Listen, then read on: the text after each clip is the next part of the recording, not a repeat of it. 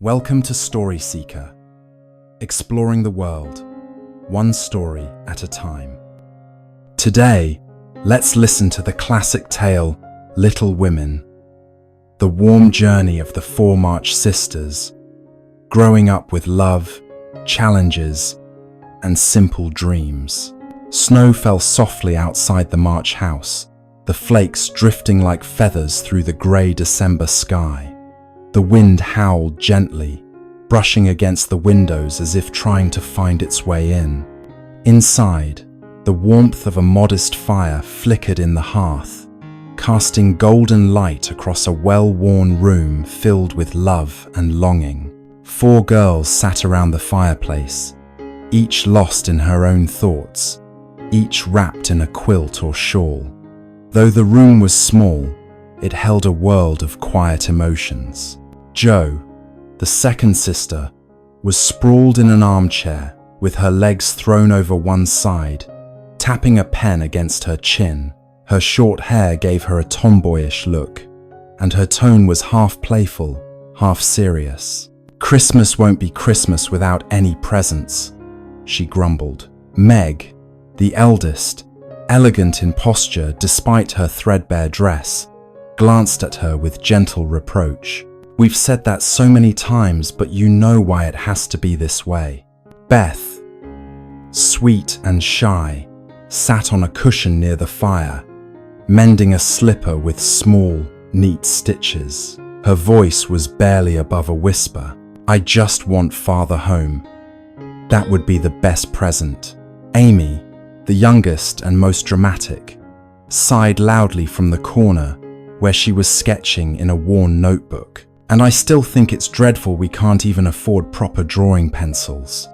What's the use of talent if it has no tools?" Their father had gone to serve as a chaplain in the Union Army, leaving Mommy to care for them with courage and kindness. The war had taken many things: comfort, security, ease, but not their sense of unity, nor their stubborn hope.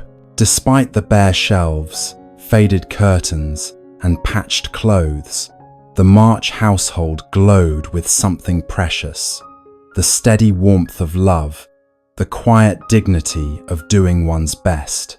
That evening, Mommy returned from her volunteer work, cheeks pink with cold, eyes shining with calm resolve. She set down her shawl, looked around at her daughters, and said gently, "My girls, I met a poor family today, a mother with 6 children. They have no fire, no food, and their baby is very ill. I wonder if you might be willing to give them your Christmas breakfast." The room fell quiet. It wasn't that the girls didn't want to help, but they had so little already. Their modest breakfast, bread, milk, a bit of butter, some fruit, was all they had to look forward to. Even so, Jo was the first to rise. "Well," she said, "they need it more than we do." Meg stood next, smoothing her skirt. Beth smiled softly and nodded. Amy groaned a little, but didn't protest. The next morning, wrapped in scarves and cloaks, they carried the food through the snow to the drafty shack where the poor family lived. Inside, it was colder than outside. Children huddled under thin blankets. The mother's eyes welled with tears as she thanked them, voice trembling. When the girls returned home, their hands were frozen, their stomachs empty but their spirits light. To their astonishment, a beautiful breakfast was waiting for them. Hot rolls, fruit, cakes, and even a pot of rich coffee. It had been sent by Mr. Lawrence, their wealthy neighbor, who had heard of their kindness. They laughed, clinked teacups, and ate with joy, not just because of the food, but because of what they had done. That night, while her sisters slept, Jo opened her notebook by the light of a single candle. The page remained blank for a moment. Then, with quiet purpose, she wrote, "To be good is not always easy, but today we did something that made us better. And that, I think, is what Christmas is truly about. Christmas morning passed with a quiet kind of joy. After their unexpected feast, the March girls cleared the table, humming softly as they worked. Outside, the snow still fell in lazy spirals. Inside, the parlor glowed with warmth and laughter. Jo, as always, was the first to stir things up. She knelt beside the old cabinet and pulled out a large wooden box. Inside were handmade props, a paper sword, a threadbare cloak, cardboard crowns, and a tangled wig or two. Her eyes sparkled with mischief. "Tonight," Jo declared, "we're performing the witch's curse." Meg raised an eyebrow, folding a napkin with grace. "That old play again?" she teased, but there was fondness in her voice. No one could resist Jo's enthusiasm when it came to storytelling. Beth clapped her hands, her quiet nature brightened by the idea. She moved to the piano to warm up her fingers. Amy, ever dramatic, rummaged through the costume box looking for her favorite tall hat with the floppy brim. Jo, naturally, was both playwright and lead actress. She donned the ragged shawl and deepened her voice into a theatrical growl. Meg would be the cursed princess, Beth the kind fairy, and Amy, as usual, got stuck playing the loyal steed or a very serious servant. The little parlor became a grand stage. The curtains were made of old sheets, the lamps flickered like footlights, and Marmee sat smiling in the lone audience chair, hands folded, ready to be delighted. The play began. Jo flung herself into her role with gusto, waving her wand, an old knitting needle, speaking in rhymes and grand declarations. Meg tried to look sorrowful and noble, while Beth played soft melodies to set the mood. Amy nearly tripped on her oversized cloak, but carried on with admirable flair. When the climax arrived, Jo shouted, "Let love break the curse." Then she threw a handful of flour into the air, pretending it was magical dust. Meg burst into giggles, breaking character completely. No one minded. By the end, all four girls took a bow, faces flushed, eyes shining. Marmee applauded warmly, her heart full. "My dear girls," she said, "you've brought more joy into this room than any gift ever could." Later that night, Jo sat near the fire, rewriting her script by candlelight. The performance had been clumsy, chaotic, and completely wonderful. She smiled to herself as she scribbled across the page. A parlor may be small, the costumes humble, but where there is imagination and love, even the simplest play becomes a kind of magic. The day after Christmas brought a softer quiet to the March household. The snow outside had thickened, blanketing the streets in a stillness that made the world seem hushed, almost sacred. Inside, the fire crackled lazily, and the scent of candle wax lingered in the air. Jo sat near the window, her journal in her lap, but her pen idle. She wasn't writing plays today. Instead, she watched the snow fall and imagined where Father might be. Was he cold? Was he safe? She thought of the letters he had sent, read over and over until the ink smudged in places from teardrops and thumbprints. Marmee entered the room, holding a new letter in her hand. "From Father," she said gently. All four girls rushed to her, crowding around the worn paper as she unfolded it and began to read aloud. His handwriting was familiar and careful, filled with warmth. He wrote of tents and prayers, of wounded soldiers and quiet courage. He thanked them for their goodness, their efforts to be brave in his absence. He told them how proud he was to be their father. By the end of the letter, Beth's eyes were wet. Amy clutched Meg's arm. Joe stared at the fire, lips pressed tightly together. None of them spoke for a moment. The room was full, but quiet. Later, Joe climbed to the attic with a candle in one hand and the letter in the other. The attic was her private world, filled with old trunks, scraps of fabric, forgotten books. She curled into the corner where she usually wrote and read the letter again. Alone, she wanted to be strong. She wanted to be brave. But at that moment, all she felt was how much she missed him. Meg, meanwhile, sat by the mirror in the parlor, quietly studying her reflection. The letter had stirred something in her too, an ache not just for her father, but for change, for growing up.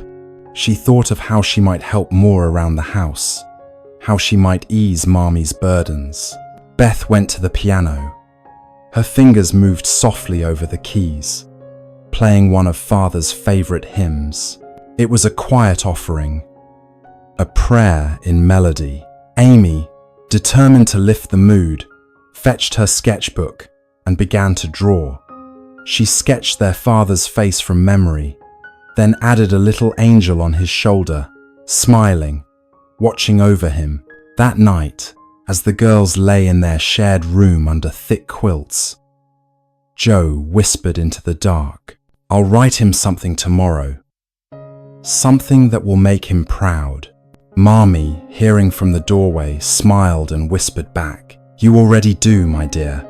And with that, the house slipped into sleep, wrapped not just in snow, but in love. The days that followed slipped by like the falling snow, quiet, steady, each one laced with small routines and shared comforts. The March girls returned to their daily tasks, their minds still full of the letter from Father and the warmth of their Christmas memories. Jo spent her mornings delivering books and errands for their cranky Aunt March, whose sharp tongue and stricter rules were matched only by her ancient lapdog and cavernous house. Jo didn't mind too much. Aunt March's library was worth every scolding. Meg went back to her position as a governess for the King family, teaching two spoiled children whose manners often tested her patience. She was kind but firm, always trying to set an example, though she sometimes returned home with a headache and a tear she wouldn't admit. Beth stayed at home, quietly tending to chores, dusting shelves, sewing buttons, and baking when there was enough flour to spare. Her favorite task, though, was visiting the poor Hummel family. She would bring them soup, mend their clothes, and read to the little ones huddled beneath quilts thinner than her own. Amy, ever the little lady, resumed her lessons at school, where she worked hard but often felt out of place among wealthier girls. She tried to walk and speak with grace, practicing words like elegant and refined in the mirror each morning. Each girl carried her own little world, but at the end of each day, they met again by the fire. That was the rhythm of the march home. Separate paths, shared warmth.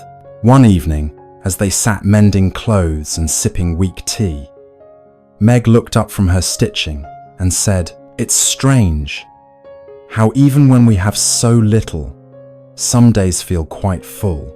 Jo, sprawled on the rug with her notebook, nodded. "It's the little things. A good line in a story, a smile from a stranger, warm toes."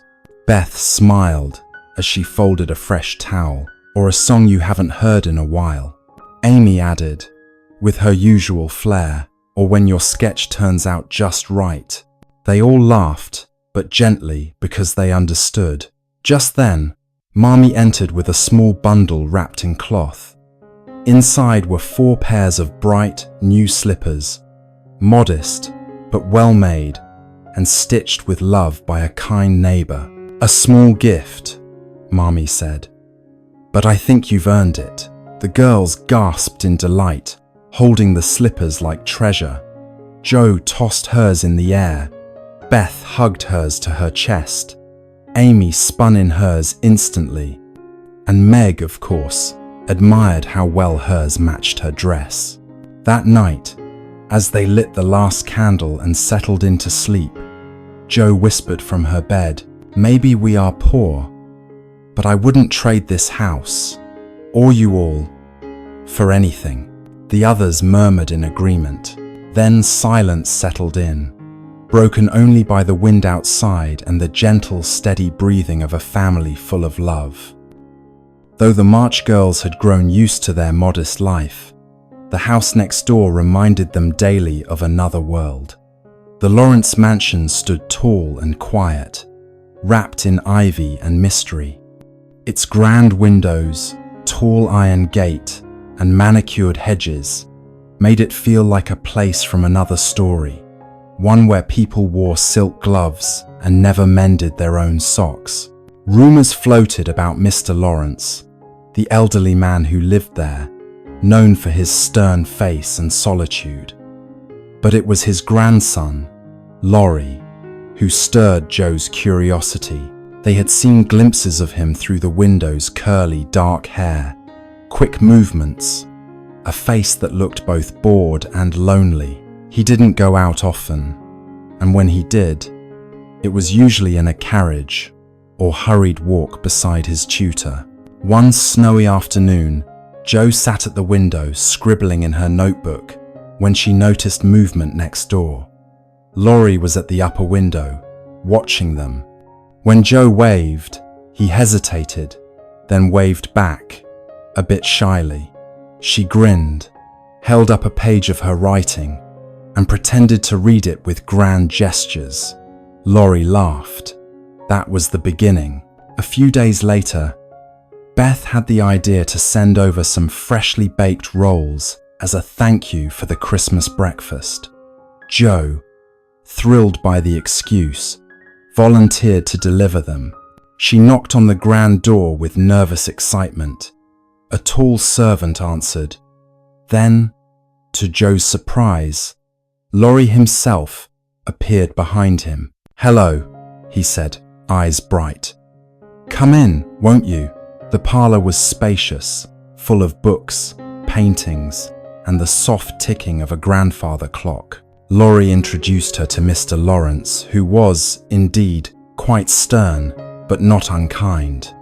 Jo was bold, as usual, speaking freely and making the old man chuckle more than once. From that day on, a friendship bloomed. Laurie began visiting the March house first, shyly, then more often. He brought music books for Beth, paper and pencils for Amy, and stories from the outside world that Jo devoured with delight. Jo loved how Laurie didn't look down on them, despite the difference in their lives. He joined in their plays, played chess with Beth, and teased Amy just enough to make her squeal. Mr. Lawrence, too, began to soften.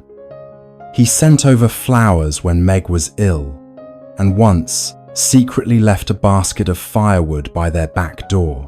What had once been two separate homes, two separate lives, now felt connected by laughter, music, and kindness. One evening, as Laurie left the March home under a sky full of stars, Jo whispered to Meg, "I think we've made a friend, a real one." Meg smiled, brushing snow from the porch rail. "And maybe he's made a family." March life settled into a new rhythm, with Laurie now often part of it, sometimes in person, other times as a presence passed through a note, a knock on the door, or a small package of oranges or old books left anonymously on the porch. But not everything was play and laughter. Each of the girls carried quiet corners of herself that even the others didn't always see. Jo, for one, had a secret she kept under lock and key, literally. In the attic, where dust gathered on old trunks and the floor creaked with every step, she kept a small wooden box tucked beneath a quilt. Inside were the beginnings of her stories, characters with wild dreams, heroines with swords, and villains with sorrowful hearts. No one was allowed to read them, not even Beth. She would go up there in the afternoons when the house was still, curl by the small window, and write with furrowed brow and fingers stained with ink. The attic became her sanctuary, the place where she didn't have to be a perfect sister or polite girl, just Jo. Meanwhile, Meg faced a different kind of secret one. She didn't fully understand herself.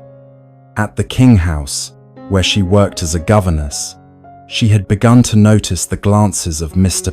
Brooke, Laurie's quiet tutor. He was kind, always offering to carry her books or walk her to the carriage, and his eyes seemed to linger just a little longer than necessary.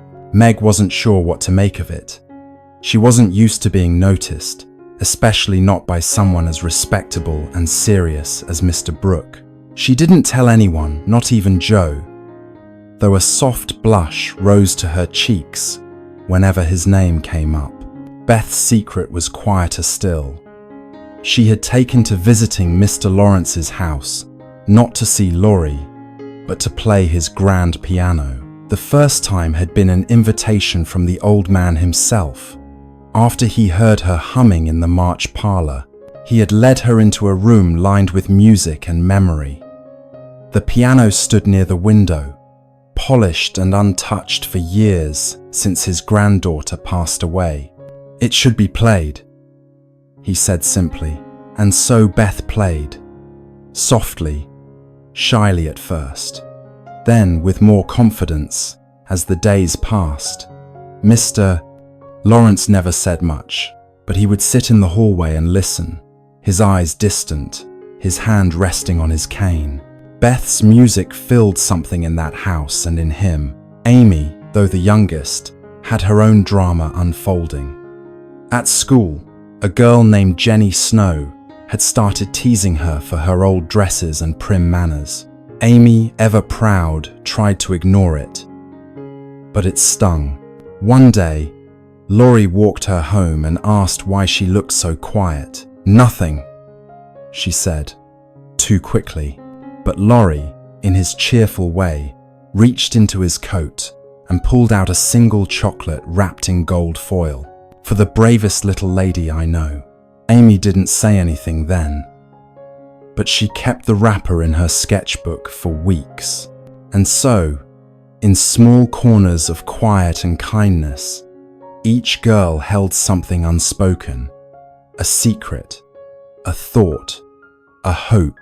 They didn't always share everything, but they shared a home, and that made all the difference. One crisp afternoon, Jo burst through the front door, cheeks flushed and eyes blazing. She burned it. She actually burned it. The others startled at her voice. Amy, wide-eyed and defensive, stood frozen on the stairs. "You shouldn't have said what you said," Amy replied, voice trembling. "You were cruel." Jo turned sharply, fists clenched at her sides. "That doesn't give you the right to destroy my work." Mommy entered, calm but firm, and gently separated them. Jo stormed upstairs, slamming her bedroom door behind her. Amy was left alone in the hall, her shoulders tight with regret. What had happened was this. Jo had spent weeks, months, really working on a story. It was long, dramatic, full of adventure and emotion. Her pride, her passion. She kept it in the attic, in her secret box, and guarded it like treasure.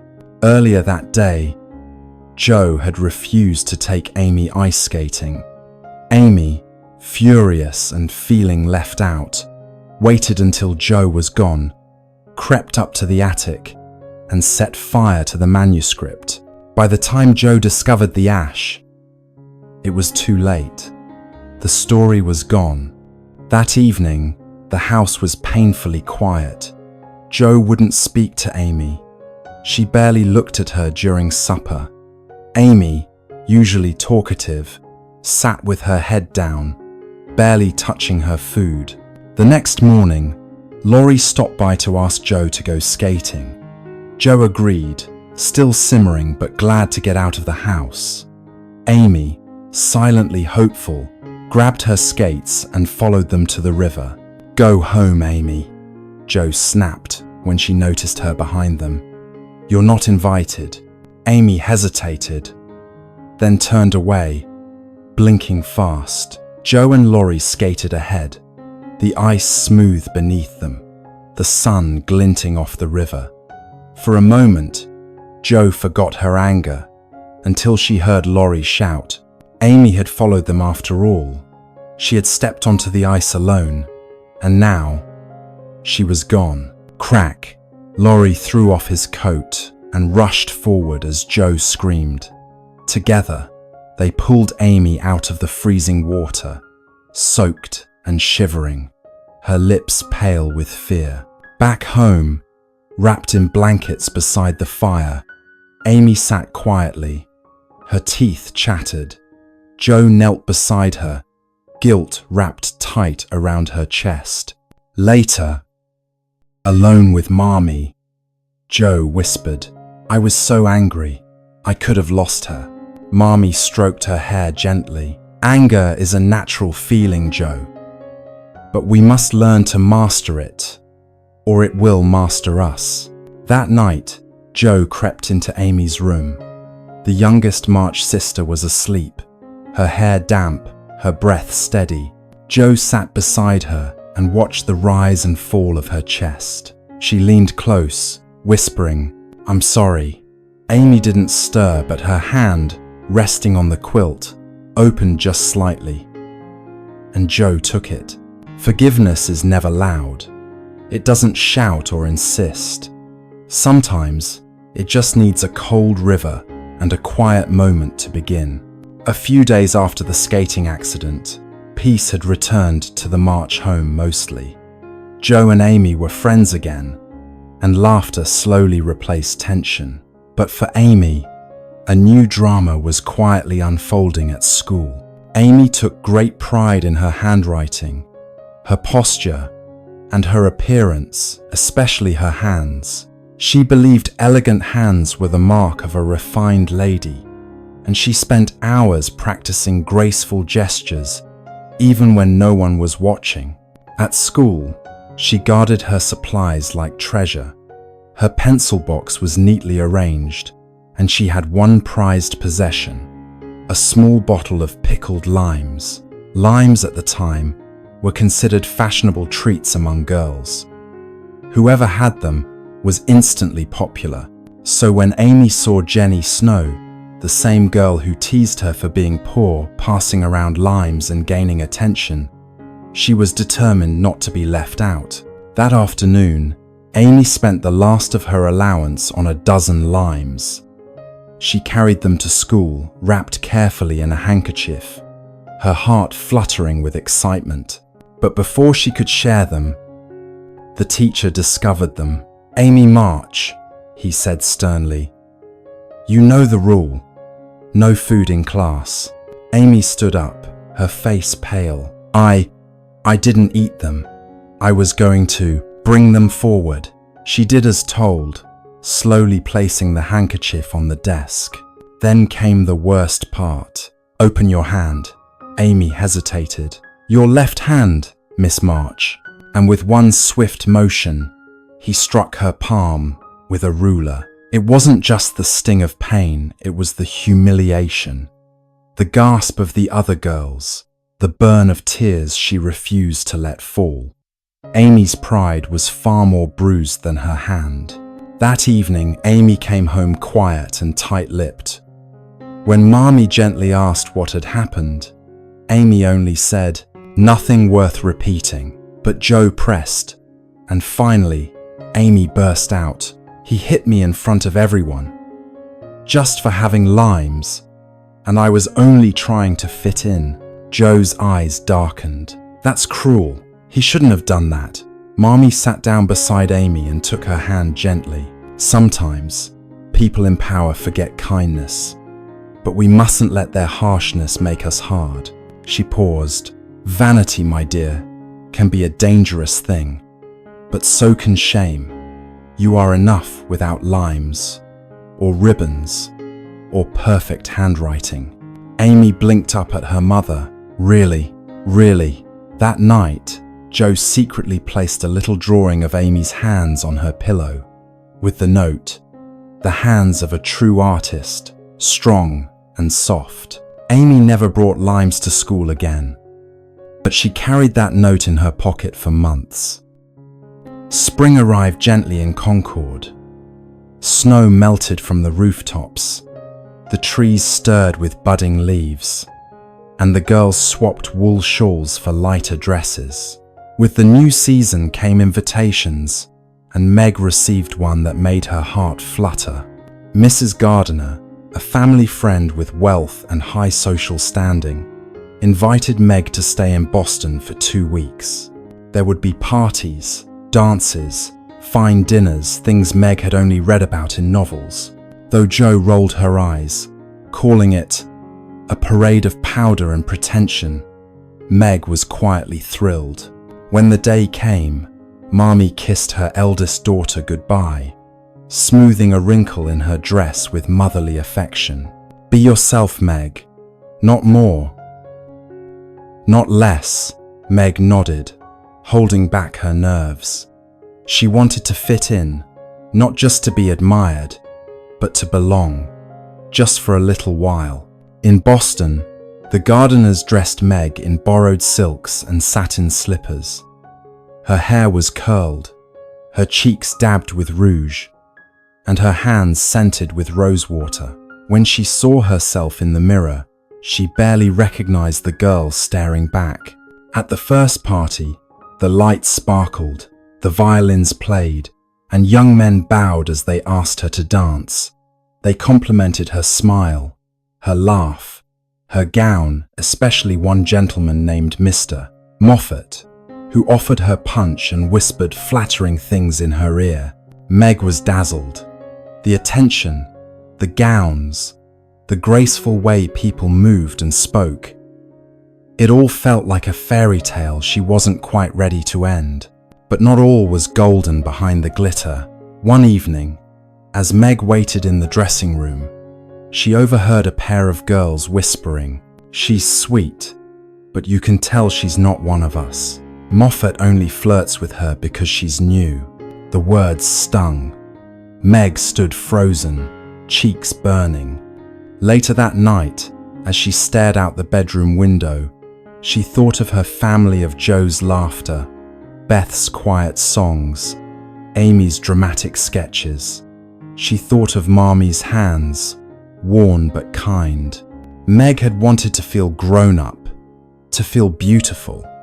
But now, she only felt out of place in borrowed silk. When she returned home, the March house looked smaller but warmer. She ran into Marmee's arms without a word. Jo teased her, of course. Well, how's the grand lady of Boston?" But Meg just smiled, curling into the old armchair with a sigh. "I think I prefer my own dresses," she said softly. And Jo, with a knowing look, replied, "Good. You look best in them." That night, Meg placed the fancy gloves from Boston in a drawer and slipped into her old nightgown. As she blew out the candle, she whispered to herself, "Being admired is nice, but being known is better."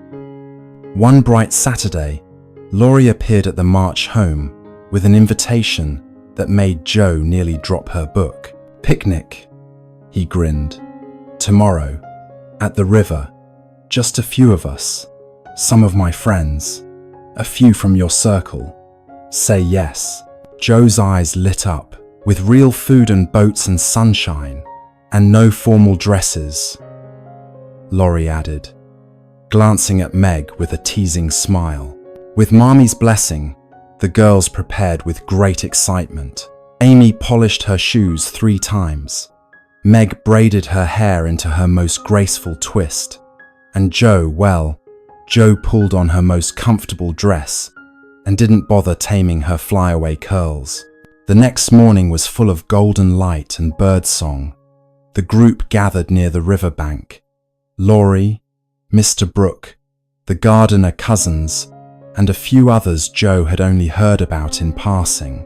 Blankets were spread, baskets unpacked, and laughter filled the air.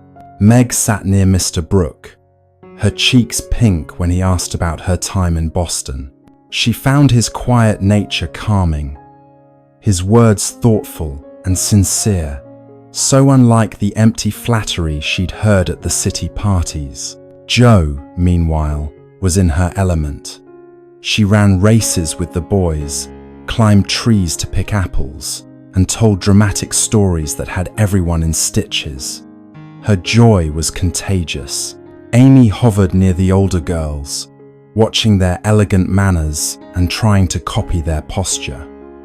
She felt younger than ever, but tried her best to belong. Beth, ever shy, stayed close to the food and the flowers, but Laurie noticed and brought her a wildflower crown he had made himself. She blushed, smiling gently as she placed it on her head. After lunch, they took turns rowing on the river. Jo nearly tipped the boat twice. Amy screamed when a dragonfly landed on her knee.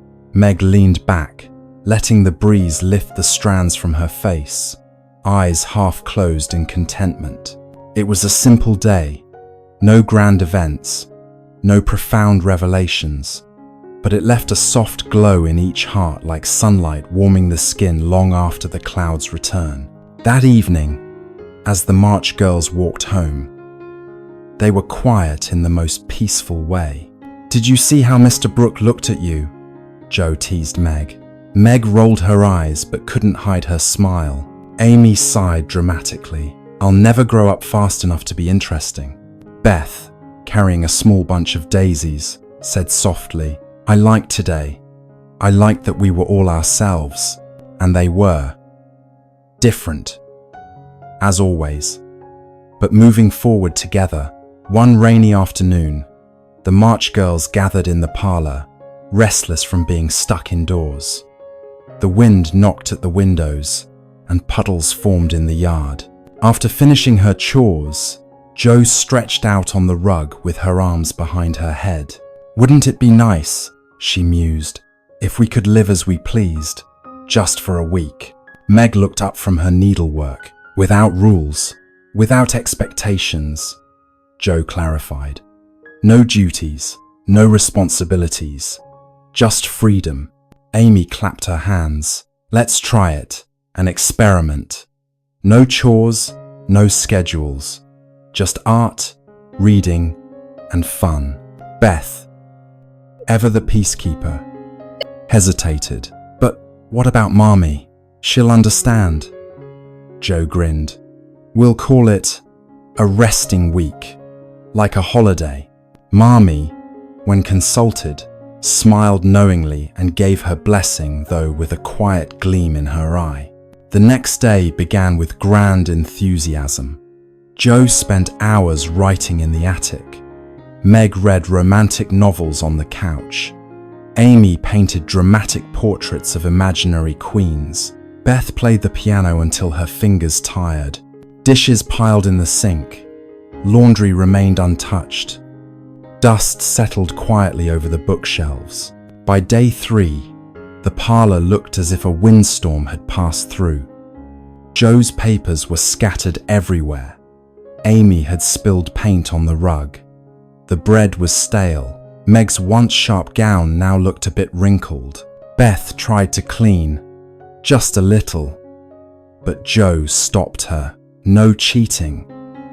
It's part of the experiment." By the end of the week, they were cranky, hungry, and snapping at one another over the smallest things. The freedom that had sounded so glorious now felt oddly heavy. One morning, Jo slumped in a chair. "This is terrible," Meg agreed. "I misorder." Amy pouted. "And fresh bread." Beth whispered, "I think we work better when we care for each other. It's not be Erexon's verse." Just then, Mommy returned from her walk, stepping into the chaotic room. The girls looked around in embarrassment. Mommy said nothing, only smiled and handed Joe a broom. Joe took it wordlessly. Then Meg picked up the laundry. Amy began scrubbing the paint stain. Beth wiped down the piano keys. By evening, the house felt like itself again, warm, tidy, full of gentle music and clinking teacups. As they sat down to supper, Joe raised her glass of milk. To duty.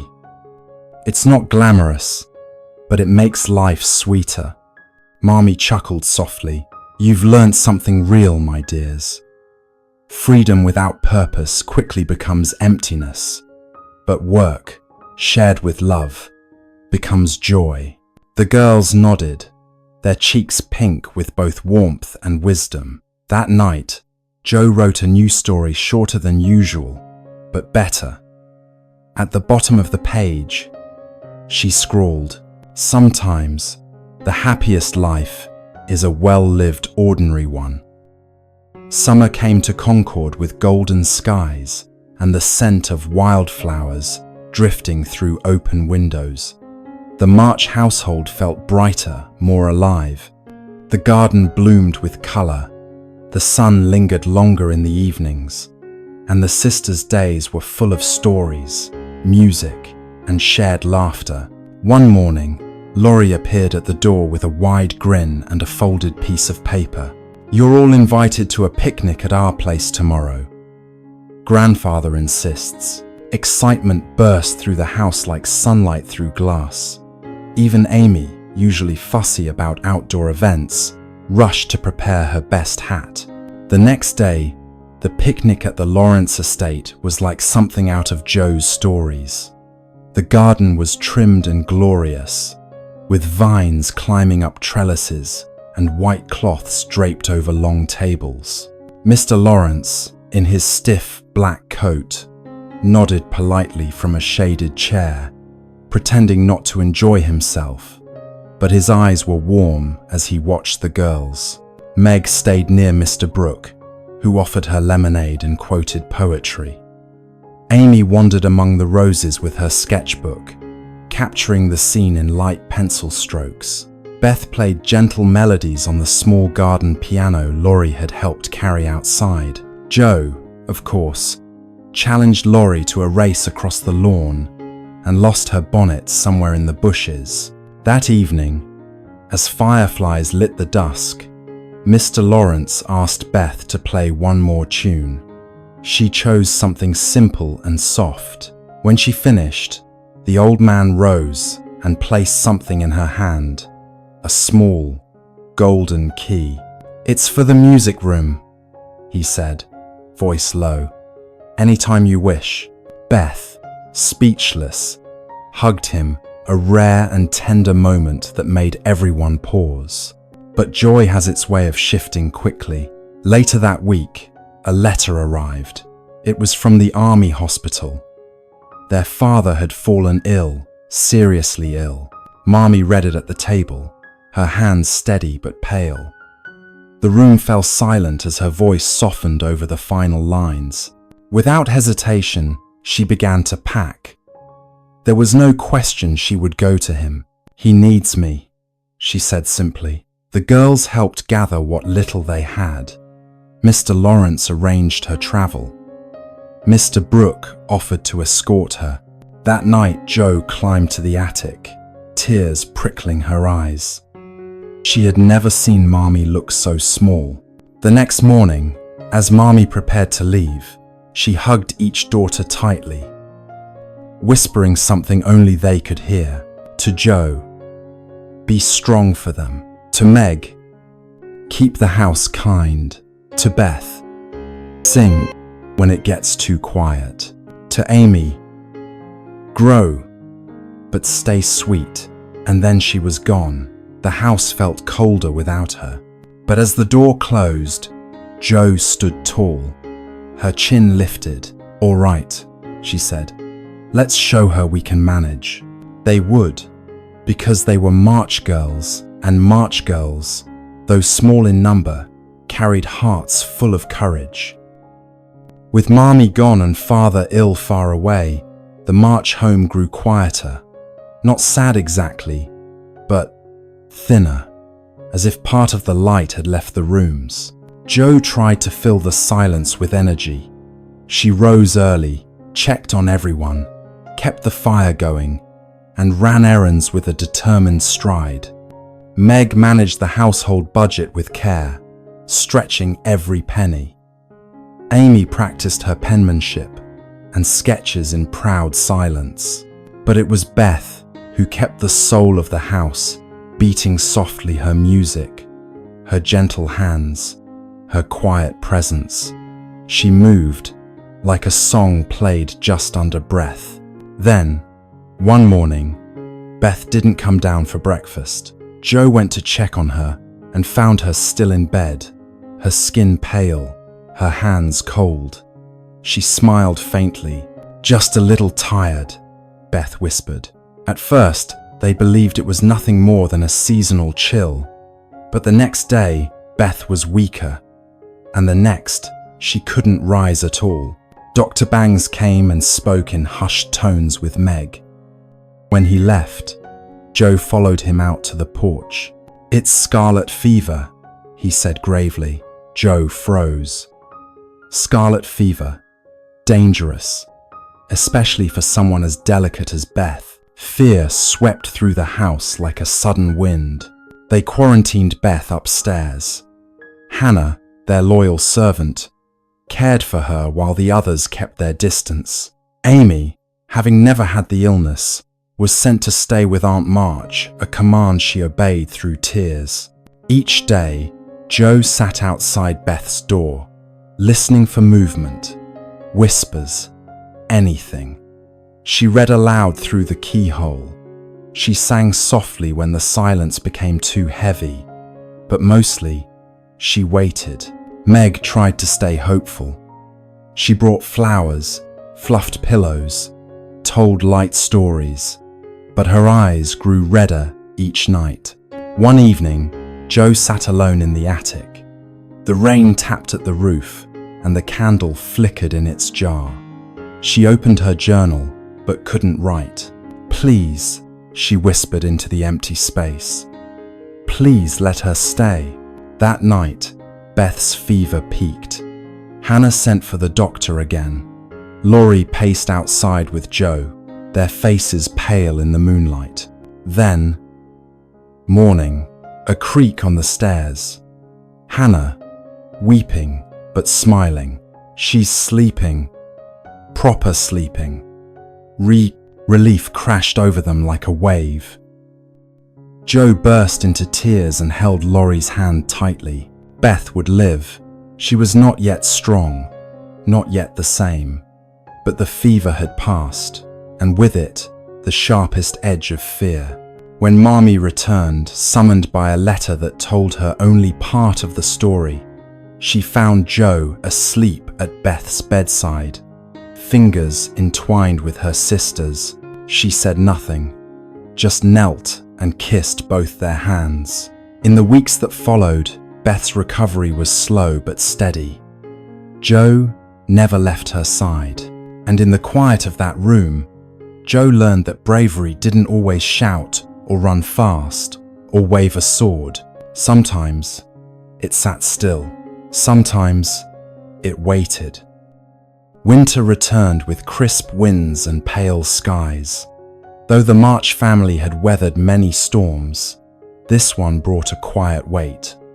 Mommy was home, Beth was recovering, but their father still remained in the army hospital, his health slow to mend. Money was tighter than ever. Coal was running low, food had to be stretched, and medical bills had emptied what little savings remained. One evening, as Jo sat by the window, watching frost bloom along the glass, she heard Mommy and Meg speaking in the next room. "I'm afraid we can't afford a new coat for Father," Mommy whispered. "He'll need warmth when he returns." "We'll find a way," Meg replied. Though her voice trembled, Jo said nothing, but her heart stirred. She climbed up to the attic, lit a single candle, and sat before the mirror. Her chestnut hair fell past her shoulders in soft waves, thick, shiny, and beautiful. The next morning, she slipped out early, wrapped in her scarf. She returned an hour later with her head covered and a small pouch in her hand. Mommy looked up from the kitchen table. "Jo? Where?" Jo pulled off her scarf. Her hair was gone, crooked, short, uneven, all chopped away. Amy gasped. Meg reached for her. Mommy simply stood, stunned. Jo held out the pouch with trembling hands. "It's enough for a coat. And medicine." Her voice cracked. Mommy took the pouch and pulled Jo into her arms, holding her tightly. "My brave girl," she whispered. Jo smiled, though her lips trembled. "It'll grow back." But that night, when everyone was asleep, Jo curled up in bed and cried.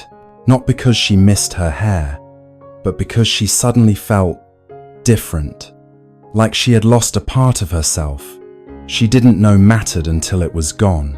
Beth, still pale but stronger, reached over from the next bed and gently took Jo's hand. "You still look like Jo," she said. Jo blinked through her tears. "Do I?" Beth nodded. "Even better, you look like Jo the hero," and that made Jo laugh. Just a little. Days passed. The coat was bought. A letter came. Father was improving. The girls lit candles in the window to celebrate, and Jo's shorn head began to look less like loss and more like a badge of quiet honor. Later, when Laurie heard what she'd done, he tugged her short hair playfully and said, "I liked it before, but I think I like it even more now." Jo rolled her eyes, but the corner of her mouth twitched with a smile. Sacrifice didn't always feel grand. Often it hurt. But in that pain, Jo had found something real. The strength to give, not for praise, but for love. A few weeks after Jo's sacrifice, a letter arrived, crisp, thin, and trembling with anticipation in Mommy's hands. The girls gathered around as she read aloud. Father's handwriting was steadier now, his words filled with hope and longing. "I'm stronger every day," it said.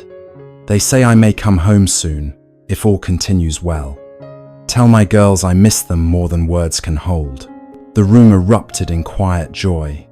Beth clutched her blanket with a soft smile. Meg's eyes filled with tears. Amy whispered, "Finally." Jo said nothing. She only stood at the window, watching the light shift through the bare trees. Her heart beat with a strange rhythm, half relief, half fear. It felt dangerous to hope too much. A week later, another letter, shorter, firmer, coming home. Coming home. Friday, with Mr. Brooke. They barely slept the night before. The house was swept, the best china placed on the table. A fire crackled in every room, even if they had to bundle in coats to save coal elsewhere. On Friday afternoon, the front door creaked open. There he was, weaker, thinner, but smiling. Their father. The reunion was wordless at first, just arms thrown around him, heads buried in shoulders, the kind of embrace that spoke everything words could not. He sat by the fire, Jo tucked under one arm, Beth at his feet, Meg and Amy flanking him with glowing cheeks. Mommy stood behind him, her hand on his shoulder, like a lighthouse that had guided him home. He looked at each of them, eyes misted. "My little women," he whispered. They hadn't heard that phrase in so long. It landed like a lullaby. Dinner was simple: bread, soup, tea, but no banquet could have felt richer. Later that evening, The girls performed a short play for him, Joe narrating with flair, Amy playing 2 roles with dramatic flair, Beth managing the sound effects with a single triangle. Meg laughed so hard she forgot her lines. When the play ended, he clapped louder than anyone, though his hands still trembled slightly. After the laughter faded and the fire burned lower, he spoke softly. "I've seen so much suffering," he said, "but thinking of home kept me strong. You've all grown, not just taller but deeper." They sat around him, leaning close. "Joe," he said, turning to her, "I heard what you did. That kind of courage doesn't fade." Joe blushed, looking at her boots. He continued, eyes warm. "I left a family. I've come back to a force." That night, long after the fire died, the March family slept under one roof again, the house humming with peace.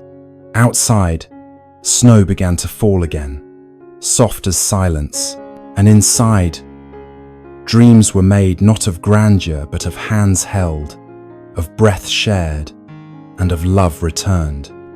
With father home and the coldest winds fading, life in the March household began to steady once again. The days lengthened.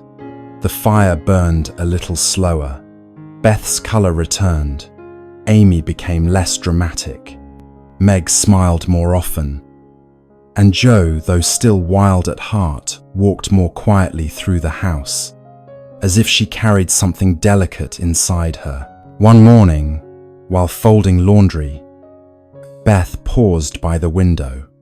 The sky was pale blue, and the trees shivered with the first signs of spring. She saw a small boy from the Hummel family coughing violently in the street, his mother's arms wrapped around him.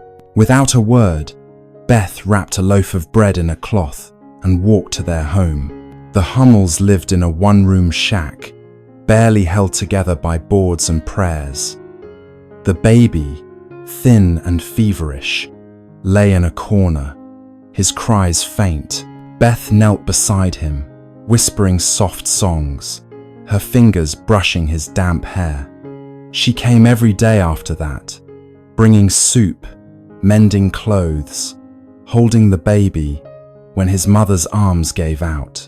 She never spoke of it at home, not out of secrecy, but out of simplicity. It was just what she did, what Beth always did care quietly. One day, she didn't come back in time for supper. Joe found her on the front porch, pale and swaying. "Beth?" Joe rushed to her. "What's wrong?" Beth tried to smile. "Just tired." But that night, her fever returned. It wasn't scarlet fever this time, just exhaustion, the doctor said. Worry, giving too much of herself again. Joe stayed by her side. Laurie brought fresh flowers. Meg read aloud from Beth's favourite stories. Amy sketched angels and left them by her bed. One afternoon, Mr. Lawrence came to visit. He didn't speak much, just sat beside Beth and handed her a small, velvet box. Inside was a delicate music sheet, handwritten and bound with ribbon. "A lullaby," he said softly. "I wrote it for my granddaughter, but she never played it." And Beth's eyes welled. "Will you play it for me?" she whispered. He nodded. For the first time in many years, the grand piano in the Lawrence home sang again. Its notes floated gently out the windows, across the garden, into the March home where Beth closed her eyes and smiled. She got better slowly, but her body remained frail. Her spirit, however, only grew brighter. Joe once asked her, "Aren't you angry that you're always the one who's sick?" Beth shook her head. "No, I've had love, music, books, and all of you. That's enough." And Joe, who often dreamed of more, sat quietly beside her, learning truly for the first time what enough could mean. Spring arrived in full gentle winds, blossoms on trees, and sunlight that lingered a little longer with each passing day. The March house felt lighter, meals were brighter, the sound of laughter returned to the garden. But for Meg, something quiet had taken root, something new and tender. It began with glances. Mr. Brooke would visit often, sometimes with Laurie, sometimes on his own. He would ask after Beth, offer to carry a basket, speak just a little longer to Meg than necessary. One day, Joe caught him slipping a small book into Meg's hand as he left. "What's that?" Joe asked suspiciously. Meg blushed and tried to hide the cover. "Just poetry." Joe narrowed her eyes. "Meg, are you falling in love?" Meg flushed deeper. "Don't be ridiculous." But Joe couldn't let it go. That night, she stormed into their parents' room. "Mommy, you won't let Meg marry that Mr. Brooke, will you? It's far too soon. She's only 17. Mommy smiled gently, brushing Joe's hair back. "Joe, my dear, love isn't about age or timing. It's about what you become together." Joe frowned. "But I don't want things to change. Change will come whether we want it or not," Mommy said. "We can only choose how we meet it." Meanwhile, Laurie had also noticed the quiet exchanges between Meg and his tutor. He teased Meg gently, never cruelly, but enough to make her flustered. Then one afternoon, a letter arrived. It was addressed to Meg. Inside, pressed in, tidy handwriting, was a short but sincere note. Mr. Brooke's words were simple, filled with admiration, not pressure, a kind confession. Meg held it in her lap, unsure what to do. Joe found her there, eyes distant. "He loves you," Joe said. Meg nodded slowly. "I think I might love him too." Joe sat beside her, heart heavy, not with anger, but with a strange sadness, like watching the first leaf fall from a tree. "Promise me one thing," Joe whispered. Meg looked at her. "Promise me we'll always be sisters first." Meg smiled, taking Joe's hand. "Always." That evening, Meg quietly told Mr. Brooke she wasn't ready to give an answer yet, but she was willing to keep walking beside him to see what grew in time. He bowed his head, content, and Joe, from the attic window, watched the two figures in the garden below, one standing, one sitting, both still. She didn't understand everything about love, but she was beginning to understand how it began. Not always with fireworks, sometimes just with poetry. While Meg floated gently into the early stages of love, Laurie began to stir with a restlessness he couldn't explain. He played the piano less, wandered the garden more. His laughter at the March house was still loud, still frequent, but Joe noticed something quieter behind it now. "What's the matter with you lately?" she asked one day, catching him pacing outside the March gate. Laurie shrugged. "Nothing. Everything." He paused. "College is dull. My grandfather means well, but he watches me like I might explode. And now, Meg and Brooke." Joe narrowed her eyes. "You don't like it?" Laurie gave her a crooked smile. "I don't know. It just feels like everyone's moving somewhere, and I'm stuck." Joe didn't know what to say. She felt the same sometimes, especially now that Beth was still recovering. Amy was growing up fast, and Meg was becoming a woman. Later that week, Laurie caused a small scandal at a party. Nothing too terrible, just too much wine, too loud a laugh, too sharp a remark. Mr. Lawrence was furious. Joe found Laurie the next day under the old willow by the river, his coat thrown aside, tie loosened. "That was foolish," Joe said, arms crossed. "I know," Laurie muttered. I wanted to feel something." She sat beside him. "Then do something worthwhile. You're smart, you're kind, you're capable. Stop drifting." "Stop." Laurie turned to her. His expression was suddenly serious. "Come with me." Joe blinked. "What?" "Let's run away, travel, see the world. Be something more." Joe stared at him. "That's not a plan, Laurie. That's a tantrum." He laughed bitterly. "You always say no."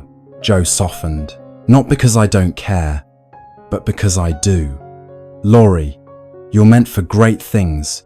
You just have to want them, not escape from them." He didn't answer, but he didn't argue either.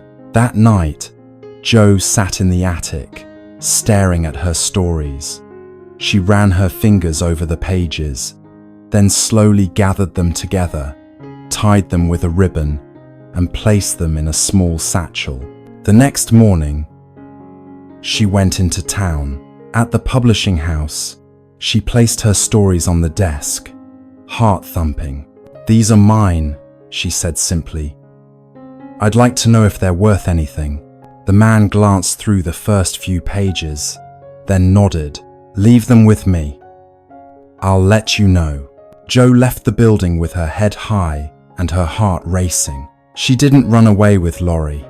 She didn't chase change. She built it, page by page, word by word. While Joe chased stories and Laurie wrestled with purpose, Amy was fighting her own battle, one of pride, longing, and a desperate desire to be seen.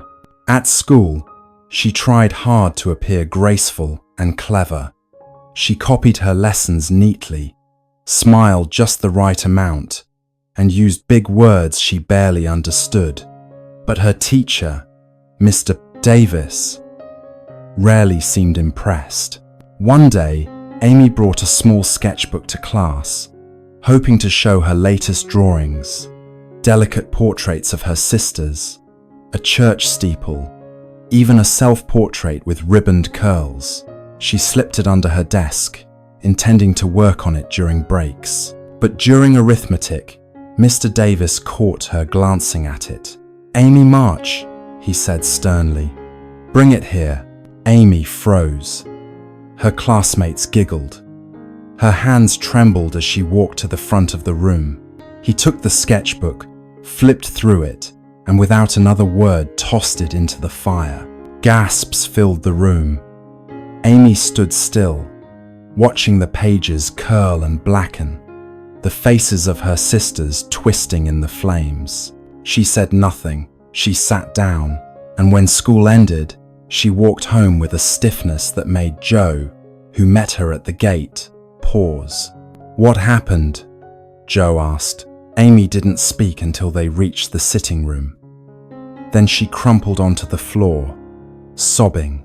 Joe held her, arms wrapped tightly around the smallest March girl. "He burned it," Amy whispered. "All of it." When Mommy heard, her face grew still. She said nothing that evening, but the next morning, Amy didn't go back to school.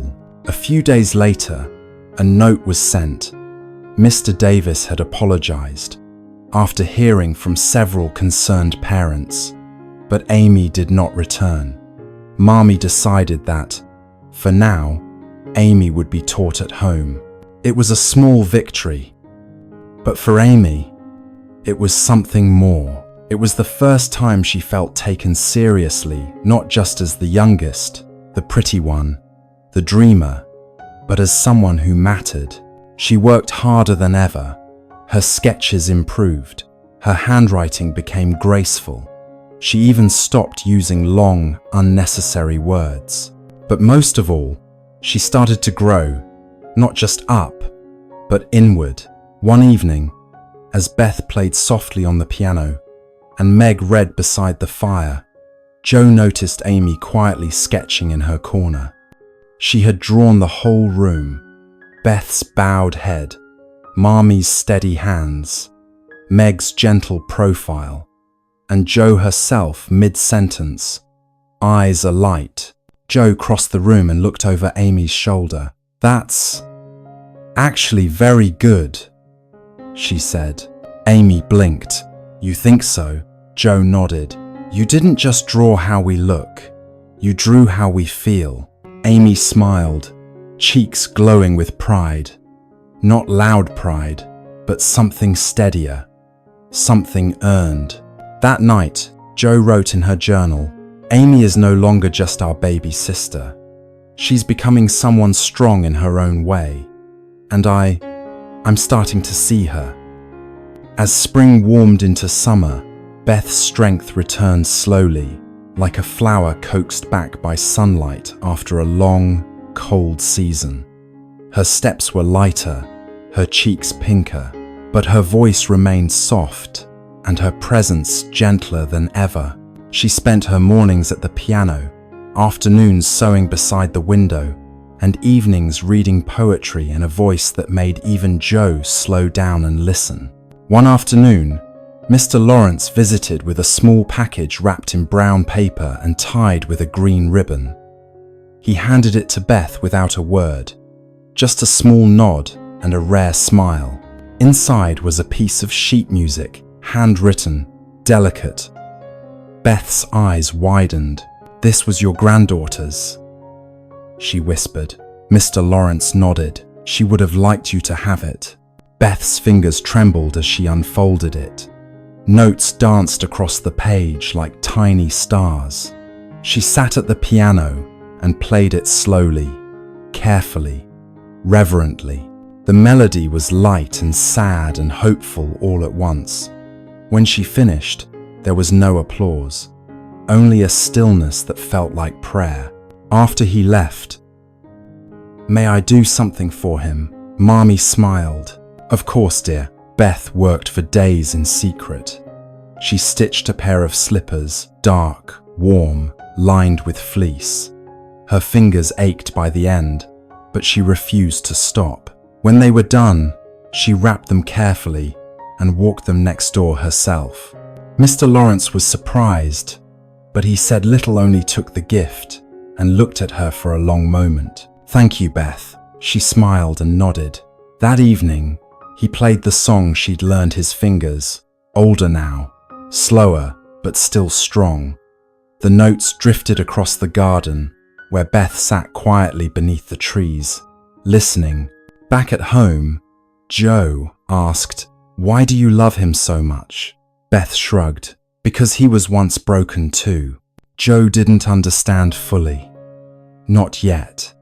But she wrote it down anyway. Later that night, Jo peeked into Beth's room. Beth was asleep, her hands tucked under her cheek, peaceful. Jo sat at her writing desk and scribbled softly. Beth heals in silence. She gives without noise. Her kindness doesn't shout, it sings. And in the house that so often danced with Jo's wild energy and Amy's sparkle and Meg's charm, it was Beth's quiet that gave it its soul. The summer sun stretched lazily over Concord, turning days golden and evenings soft. With father home and Beth stronger, the March household settled into a rhythm that felt almost like happiness. But beneath that comfort, changes continued to stir, subtle and quiet, like seeds pushing through soil. Meg, now 18, found herself caught between two worlds, one of youthful simplicity and one of adult expectation. She still read fairy tales with Beth, still braided Amy's hair, still laughed with Jo in the attic, but she also began to think about futures, about homes and husbands, about Mr. Brooke.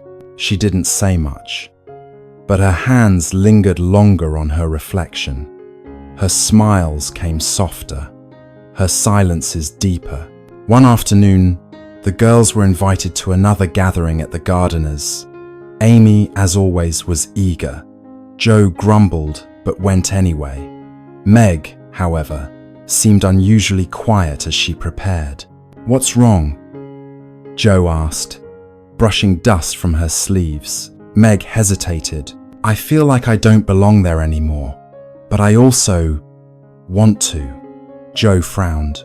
"You don't need fancy people or lace gloves to matter." Meg smiled. "I know, but part of me wants to be admired, to be seen." Jo didn't quite understand.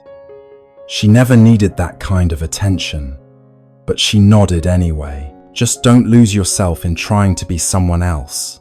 At the party, Meg wore a borrowed gown, peach-coloured, soft, elegant. Mr. Brooke was there too, standing quietly by the window. Their eyes met only once, but it was enough to colour Meg's cheeks for the rest of the evening. Meanwhile, Jo watched from the corner, feeling something strange stir in her chest. Not jealousy, but something near it. A loss, perhaps. A knowing that Meg was slowly becoming someone she couldn't quite run beside anymore. Back at home, Jo pulled Meg aside. "Do you love him?" Meg looked down at her hands. "I think I could." Jo stared, then whispered, "Don't go away." "Not yet." Meg reached out and took her hand. "I'm not going far. Just forward." Later, Jo wrote in her journal, "Growing up doesn't happen all at once. It creeps in, step by step, through glances, goodbyes, and quiet choices we don't realize we're making." And in the stillness of the attic that night, Jo began to understand what it meant to love someone enough to let them change. Winter returned, gentle at first, then firm, dusting rooftops with snow, painting the window panes with frost. It had been nearly a year since the last Christmas, when the March girls had given away their breakfast and learned what joy could come from sacrifice. This year, everything felt different. Father was home. Beth was stronger. Laurie had become more like a brother than a guest. And Jo's hair, though still short, curled around her ears with a kind of stubborn charm. On Christmas Eve, the house buzzed with quiet energy. Meg helped Marmee prepare the dinner. Amy decorated the mantel with pine cones and holly. Jo made clumsy paper stars with Laurie's help. Beth played old carols on the piano, her fingers more confident now, her eyes softer than ever. "It's not a grand feast," Marmee said, setting down a pot of stew. "But it's ours. I wouldn't trade it for anything," said Jo. That evening, after supper, Lawrence and his grandson joined them. Even Aunt March sent a small fruitcake by messenger. Not out of sentiment, she insisted in the note, but obligation. The living room glowed with candlelight. The girls performed a short skit. Jo had written something light and funny involving Amy as a queen and Beth as a magical squirrel. Laughter rang out, even from Miss Lawrence, who rarely chuckled. After the performance, Marmee called for quiet. "This Christmas," she said, "let us each share something not bought, but given from the heart." Meg stood first, offering a pair of hand-stitched gloves for her father. Amy followed with a watercolor portrait of the entire family, imperfect but full of character. Beth had composed a simple melody. She played it now, her hands steady, the tune like a lullaby. Jo looked around, then stood. She cleared her throat, holding a folded sheet of paper. "This is something I wrote. It's not about heroes or castles. It's about us." And she read aloud. It was a short story, a tale of 4 sisters, a wise mother, a stubborn old aunt, a lonely boy next door, and a house filled with small joys and quiet strength. The room listened in stillness. By the end, Even Amy's dramatic sighs were replaced by silence. Father, his voice rough with emotion, said, "That story is our story." Joe shrugged. Maybe. Or maybe it's everyone's. Afterward, they exchanged simple gifts, lit candles for those far away, and stood quietly by the window, watching snow fall under the moonlight. Joe wrote that night, her pen moving slowly. This Christmas wasn't filled with surprise, but it was filled with presence. And perhaps that's the better kind of gift. And in the hush that followed, with soft breathing all around, the march home stood warmer than ever, lit not by wealth or wonder, but by gratitude. The snow lingered longer that year, clinging to rooftops and softening the sound of footsteps on the road. But inside the March house, things began to move quietly, steadily toward change. Meg was no longer just the eldest sister. She was a young woman with her own thoughts, her own longings, and a heart that no longer fluttered, only for silks or pretty gloves. Mr. Brooke visited more often, not always with Laurie, sometimes on his own. He would speak with Father about books and politics, then find Meg in the sitting room and ask after her day.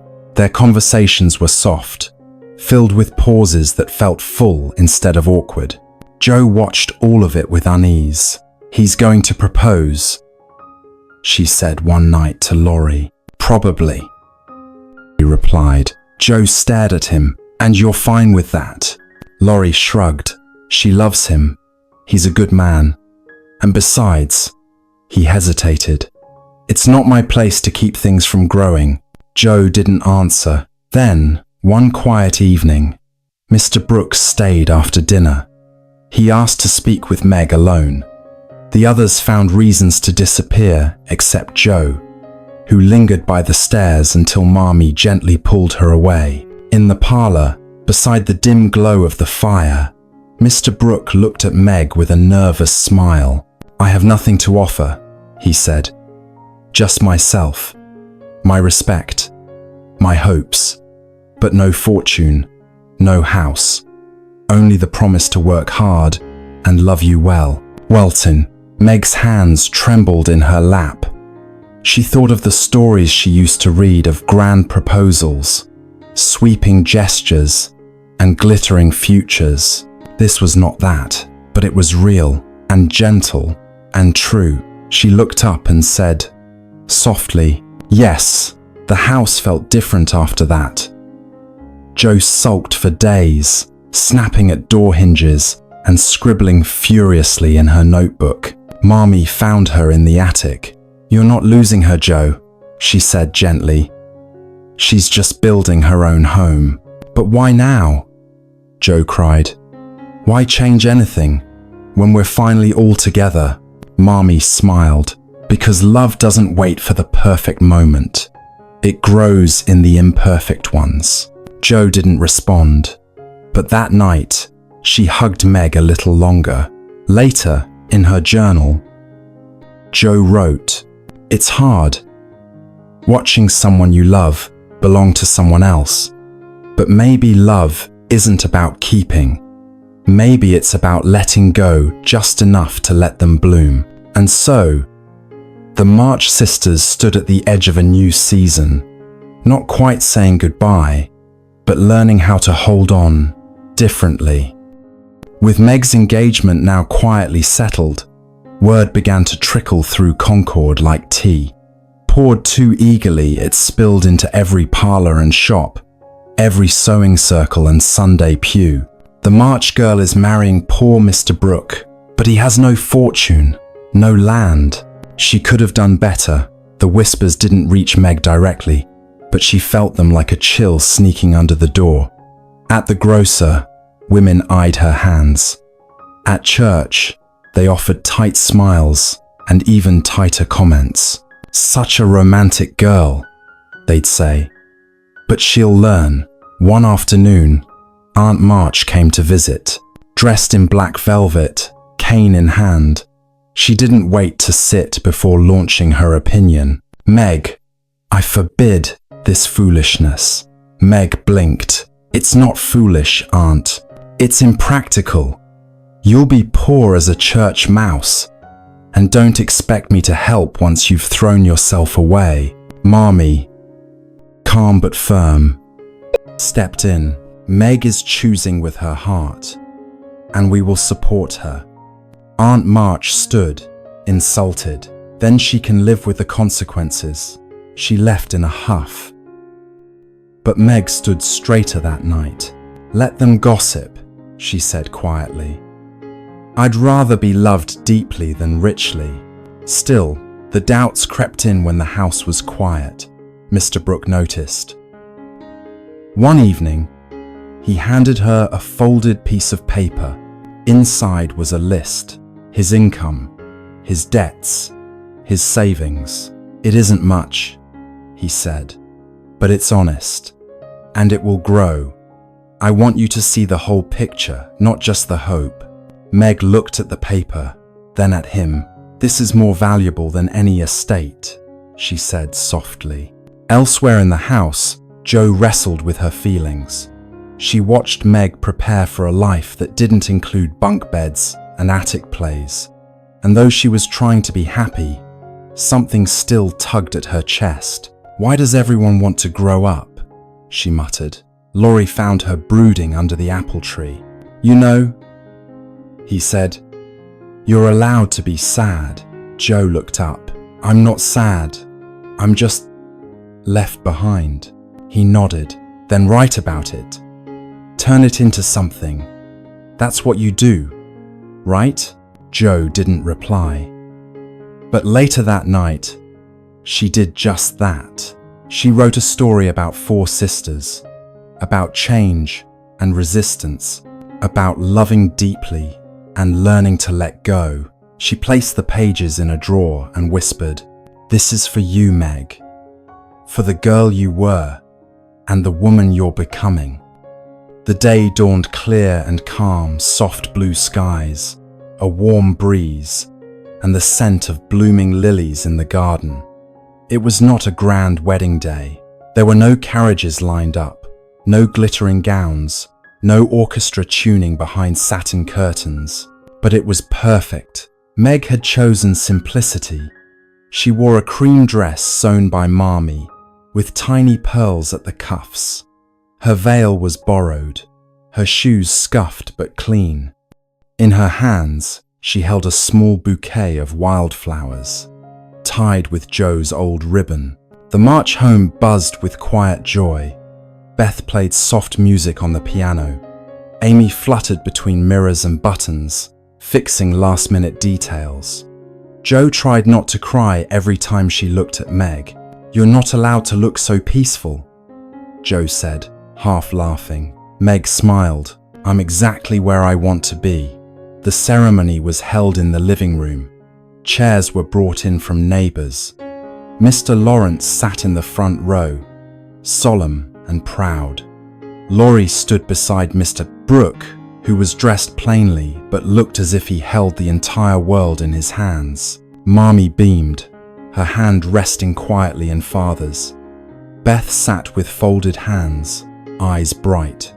Amy dabbed her eyes, pretending it was dust. When Meg walked down the stairs, there was a hush.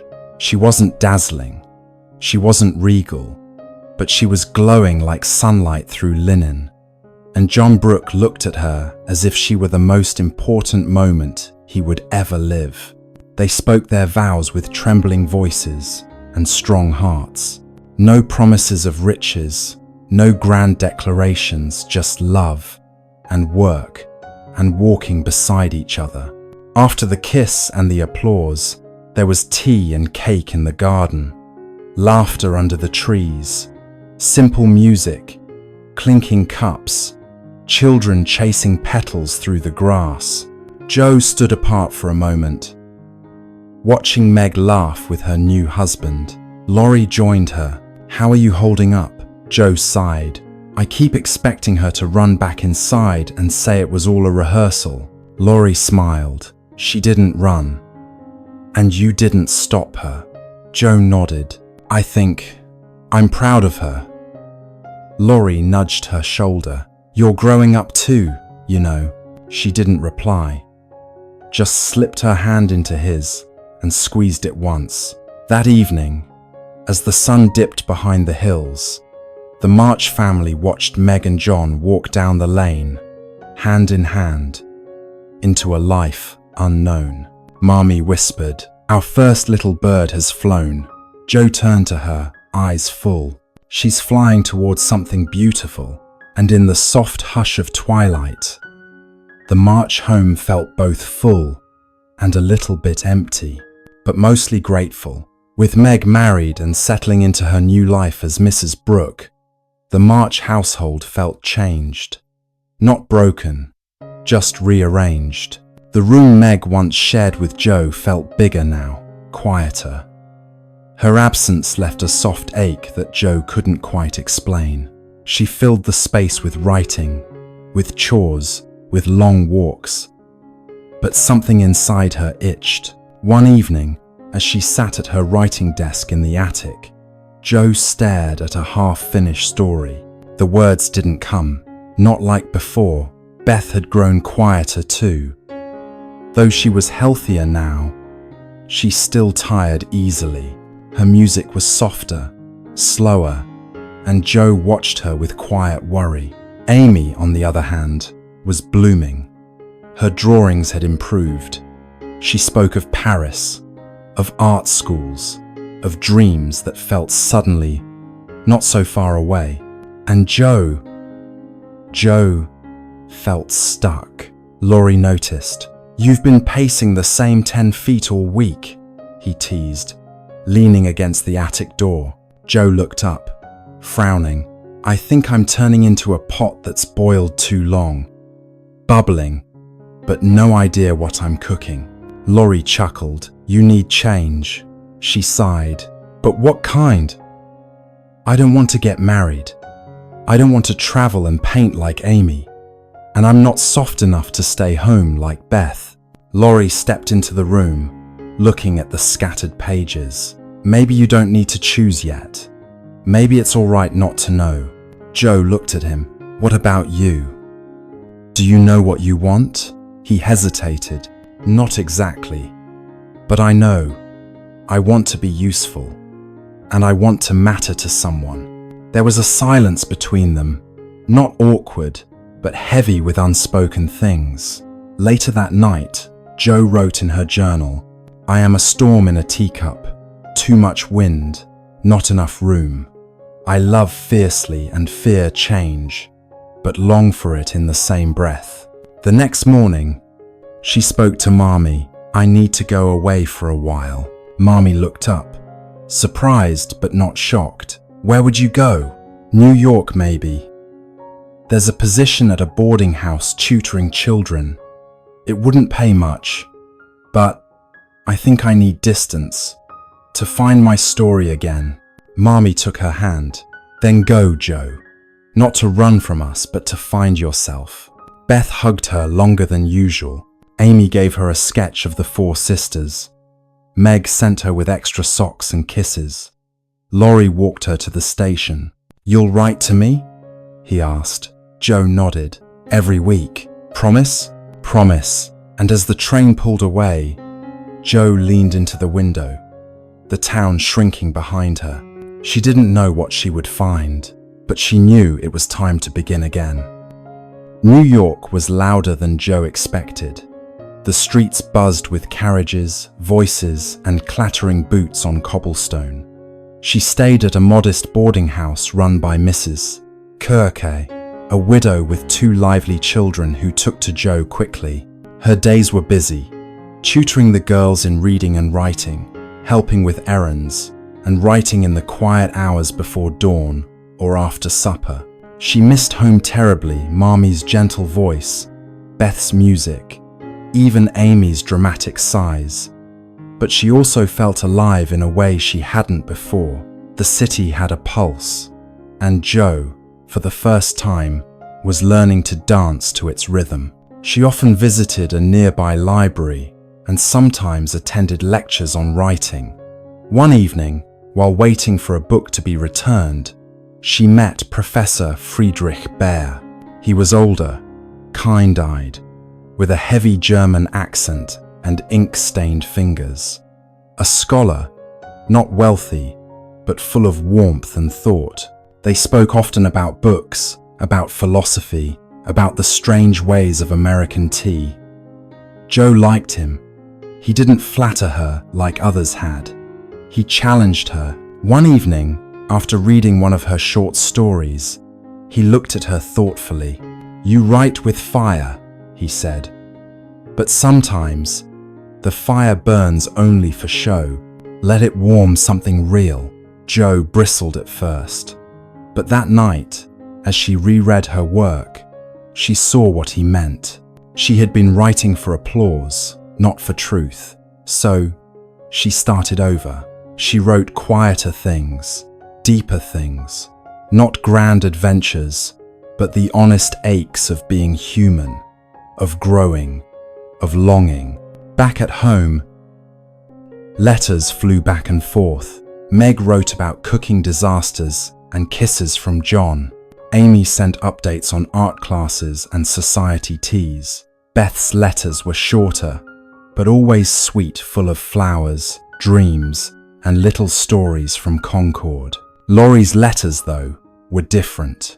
They started cheerful, teasing, playful. But slowly, they grew more tender. "I miss our walks. No one argues with me like you do. Come back soon." Jo wasn't sure how to answer. She loved Laurie truly, but not in the way he might be hoping for. And the thought of hurting him ached more than anything. One day, she sat in the park with Professor Bär, watching children feed pigeons. "Do you ever feel," she asked, "that you're meant to love deeply, but not romantically?" He looked at her, smiled. "Love takes many forms. Some burn, some warm. All of them matter." Jo nodded, her heart full. That night, she wrote home. "I'm not running away. I'm growing into who I'm meant to be. Slowly, quietly, one page at a time." Back in Concord, winter had come again. Snow blanketed the rooftops, and the air was sharp with frost. The march home glowed as always, but within it, something gentler and sadder unfolded. Beth, though still smiling, had grown weaker. She never complained. She moved as she always had, quietly, kindly, leaving a trail of warmth behind her. But her steps were slower, her hands thinner, her music softer. Marmee noticed first, then Meg, and Amy, now home from a short art trip, said nothing but hugged Beth longer each night. The illness had returned, not as fierce as before, but persistent, a steady dimming of the light. Beth knew it. She didn't say it aloud, but she knew. One evening, as the snow fell softly outside, she sat with Marmee by the fire. "I'm not afraid," Beth said. "I just don't want to be forgotten." Marmee's voice trembled. "You could never be forgotten, my darling girl." Beth smiled. "Sometimes, I feel like I was meant to be quiet, to watch, to listen. But that doesn't mean I haven't lived, does it?" "No," Marmee whispered. "It means you've lived with more heart than most ever do." Beth began to write letters, one to each sister, one to father, one to Laurie. She placed them in a small box by her bed, tied with a ribbon.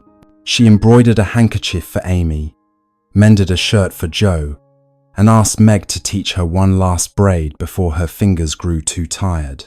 Jo, still in New York, felt something she couldn't explain. A tug in her chest, a silence between the letters.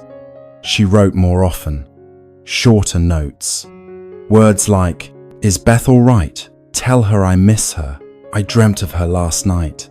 Back in Concord, Beth continued to drift, peaceful, but fainter.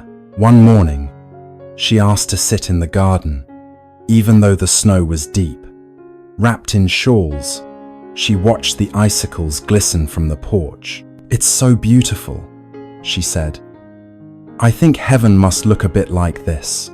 That night, she slept deeply, and in the quiet hours before dawn, with Marmy's hand in hers, Beth slipped away like a candle that had burned steadily, gently, and left behind a soft, glowing warmth. When Joe returned, it was snowing. She went straight to Beth's room, sat on the empty bed, picked up the letter Beth had left for her. Inside, it read, "Dear Joe, I never needed the world. I had you. I had our stories, our laughter, your fierce love. Promise me you'll keep writing. Promise me you'll live enough for both of us." Joe didn't cry at first. She simply placed the letter in her coat, walked to the garden, and sat where Beth once sat. Snow fell, and Joe, for the first time, felt something break open inside her, not with pain, but with purpose. She whispered into the wind, "I promise." After Beth's passing, the march home fell into a silence no music could soften. Beth had been the soul of the house, the steady warmth, the quiet kindness. Without her, every room felt slightly dimmer. Her presence lingered, not in shadows, but in small, ordinary things. A folded quilt, a humming tune, a vase of dried flowers left by the windowsill. Joe stayed in Concord longer than planned. She couldn't bear to return to New York just yet. She helped Marmy with daily chores, spent time with Father in the garden, and wandered often through the snowy woods Beth once loved. But Joe didn't write, not at first. Her notebook sat untouched on the desk. Every time she opened it, words slipped away. Grief had not silenced her, but it had softened her flame into something quieter. Then one day, while cleaning Beth's things, Joe found an old copybook. Inside were little stories. Beth had written unfinished tales, poems, thoughts about her sisters. At the very back, in her gentle handwriting, Beth had written, "Joe is the brave one, but even brave ones need reminding. Stories heal, especially the ones we're afraid to tell." That night, Joe picked up her pen. She didn't write about war, or adventure, or faraway kingdoms. She wrote about home, about sisters, about laughter under blankets, secrets whispered at twilight, and a girl with golden light in her smile who taught everyone how to love more quietly. She wrote for Beth, and as the pages filled, something in Joe began to shift, not a return to her old self, but the emergence of a deeper one. Laurie visited often. He walked with Joe, read beside her in silence, and once gently took her hand. "You've changed," he said one evening. Joe nodded. "So have you." "Do you think?" Laurie began. But Joe shook her head before he could finish. "I love you, Laurie, but not in that way. I think we both tried to make it something it's not." Laurie looked away, disappointed, but also relieved. "You're probably right." She touched his shoulder. "But you will love someone, Laurie, deeply, and she will love you right back." He smiled, faintly. "Do you see something I don't?" Joe shrugged, then grinned. "I always do." Later, she sent her finished story to a publisher. A quiet tale about 4 sisters, one who married, one who painted, one who passed, and one who wrote. When the letter came offering to publish it, Joe cried for the first time in weeks. Not from grief, but from grace, because Beth was right. Stories did heal. While Joe mourned and wrote, and Meg settled deeper into married life, Amy was thousands of miles away, walking cobbled streets in Paris, sketching along the Seine and living the dream she once scribbled in childhood notebooks. Aunt March had taken her abroad as companion and pupil, a privilege Jo had once been offered, but turned down. Amy, in her fine gloves and polished manners, had accepted eagerly. At first, it dazzled her. The salons, the art galleries, the attention. She sketched fountains, studied masters, practiced French, and sent long, flowery letters home, filled with lists of pastries, gowns, and art critiques. But slowly, something inside Amy shifted. She realized her talent was good but not great, that her charm, once so carefully groomed, couldn't open every door, and that beauty faded quickly in rooms where character mattered more. In one letter to Mommy, she wrote, "I wanted to be a great artist, but now I think I just want to make something honest, something that feels like me." She began to sketch less grandly and more truly, capturing the slant of morning light on a cafe table, or the way an old man smiled while feeding birds. Her lines softened. Her pride became grace. Then Laurie arrived. After Beth's passing and Joe's refusal, he had drifted to Europe under the pretense of business, but mostly to clear his heart. He found Amy in Rome. They walked through marble ruins, visited museums, and spoke not as children, not as playmates, but as two people discovering each other anew. Laurie noticed Amy's quiet strength. Amy noticed Laurie's gentler eyes. One evening, after a long walk beneath lantern-lit streets, he said softly, "You've changed." Amy smiled. "So have you." "I came here lost," he said. "I thought I had nothing left to offer." She looked at him, steady. That's the perfect time to begin again. It wasn't a whirlwind romance. It was slower, kinder. It grew between silences, inside laughter, through sketches shared and thoughts unspoken. Amy wrote to Joe, hesitantly, "I think I might love him. Not because he's Laurie, but because he's become someone I truly admire." Joe read the letter and folded it slowly. Her heart ached, but not with pain, with closure.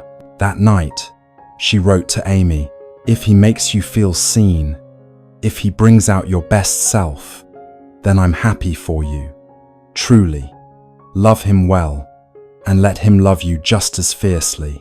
And in a quiet chapel in France, under soft sunlight and ivy-covered stone, Amy March and Theodore Lawrence were married with no orchestra, no crowd, only a promise between two hearts that had finally grown into their own. The summer after Amy and Laurie's wedding, the March home welcomed them back, married, matured, and glowing with quiet joy.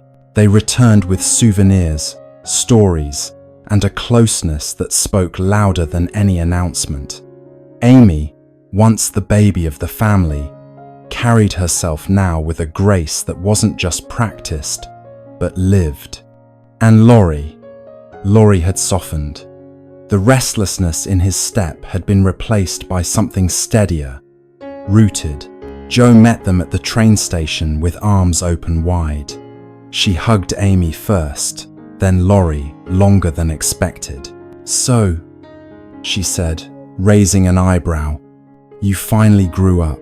Laurie grinned. "Took long enough." At home, Meg welcomed them with excitement and Beth's favorite china, carefully set for tea. Mommy wept quietly in the kitchen, folding Amy into her arms again and again. Father said simply, "It's good to have all my daughters under one roof." But Joe felt it most of all. It had been years since they'd all sat in the same room as women. No longer girls, each changed, each weathered, but still bound by memory, mischief, and love. That evening, Joe walked with Laurie in the garden. "You're not angry?" he asked carefully. Jo shook her head. I thought I would be. But honestly, I think you and Amy were meant to find each other. You match in ways I never could. He looked at her. And you? Do you know what you're meant for? Jo smiled. Slow and honest. I think I'm meant to write, to teach, to build something that makes room for others. It was the first time she said it out loud. A few weeks later, the idea bloomed.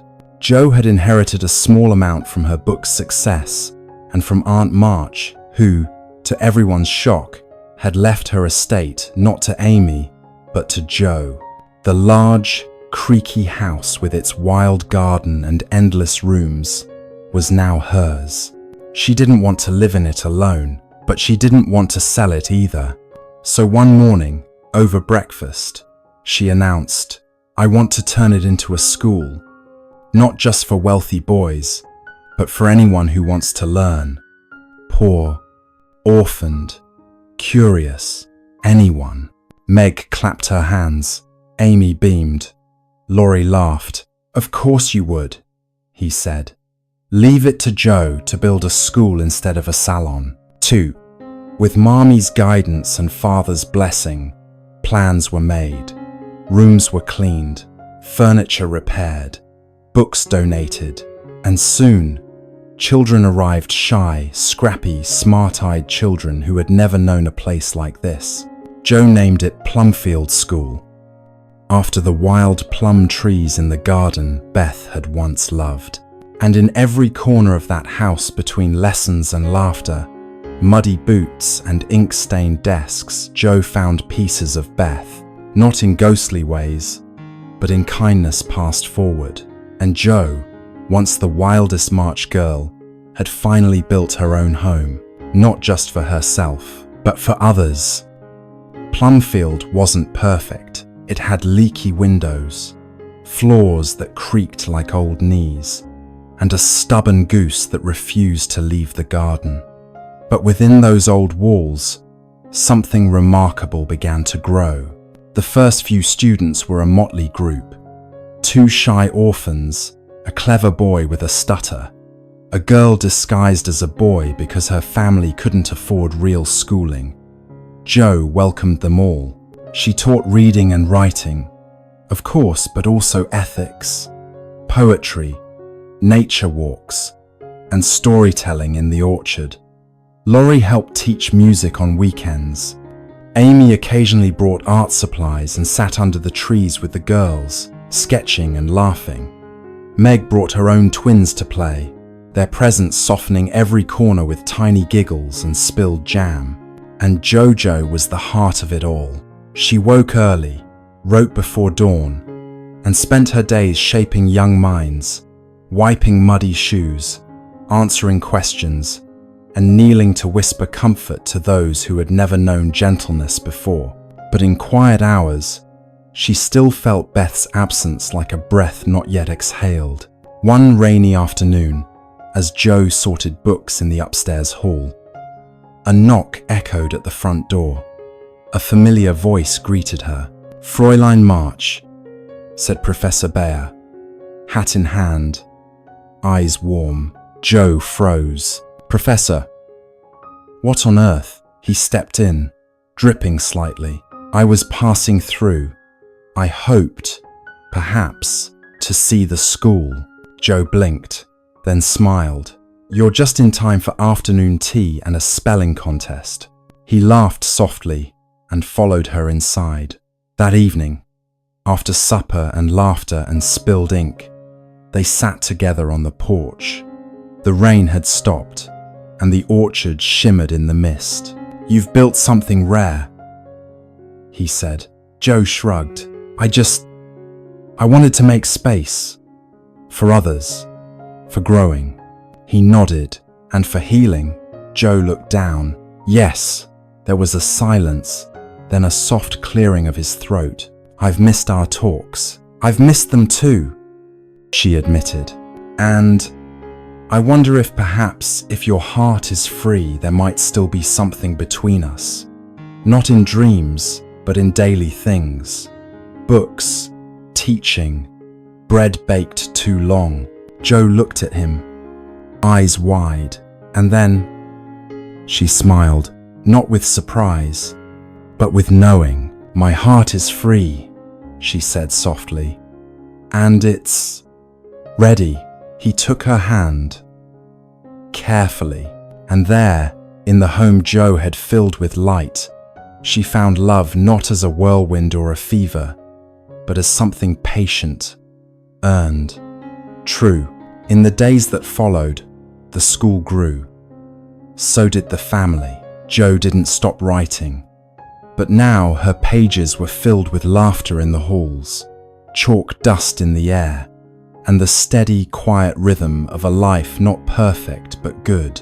And when she sat under the plum trees in early autumn, children reading beside her, she whispered, "This is my story. Not the one I imagined, but the one I was always meant to live."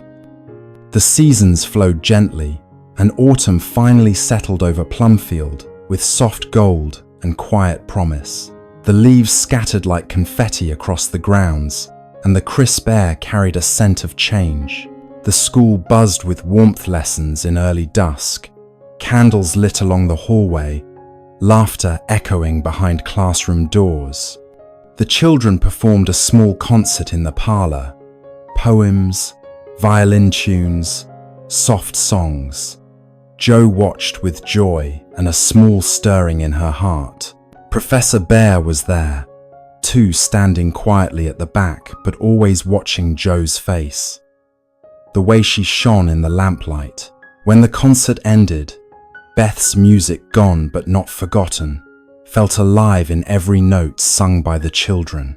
Later that evening, Joe walked the garden under a moon, just beginning to climb. Professor joined her, offering a silent presence, like a promise in the dark. "Do you ever think about how far you've come?" he asked. Joe looked at the path they walked, plum trees bare now, earth soft underfoot. "Every day," she whispered. "This place, it's everything I was afraid I'd never build." He nodded.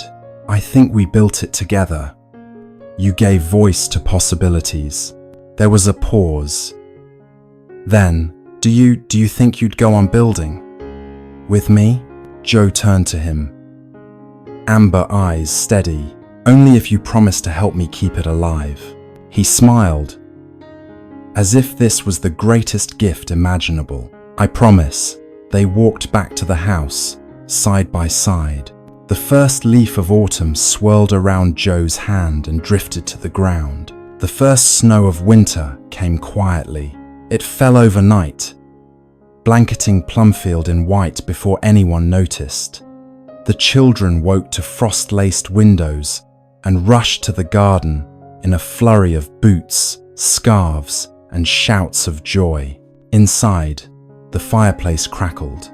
The kitchen smelled of cinnamon and fresh bread, and Joe stood at the window, watching the scene with a full, still heart. Plumfield was no longer just a school. It was a home. Some of the children were orphans. Some had families who couldn't keep them. But here, they belonged. They learned not just letters and sums, but how to plant carrots, how to say sorry, how to listen with care. Meg often brought her twins to visit. Amy and Laurie sent gifts from abroad, books, art supplies, tiny coats with silver buttons. Even Aunt March, in her way, had left a legacy, her fortune now woven into every book on the shelves, every warm bed, every soft coat hung by the door. Joe's days were full, teaching, writing, loving.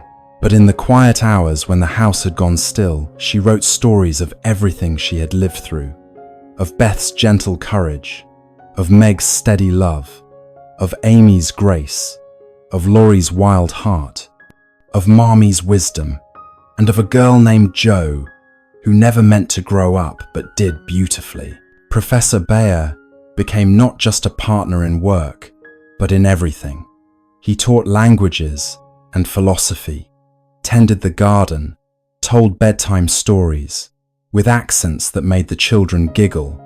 He held Jo's hand at the end of long days, kissed her forehead before sleep, and told her often, "This life we've made, it's more than I dreamed." C'est vrai. One evening, after the children had gone to bed and the wind howled gently outside, Jo sat by the fire with a letter from Amy. It read, "Laurie and I are expecting a little girl, we hope. We'll name her Beth if she's quiet like our sweet sister, or Jo if she roars like her aunt." Jo laughed aloud, tears warming her eyes. Professor looked over. "Good news?" Jo nodded, smiling. "Very good." She folded the letter and tucked it into a wooden box. It held every note from her sisters, every dried flower from Beth's garden, every ribbon Amy had sent.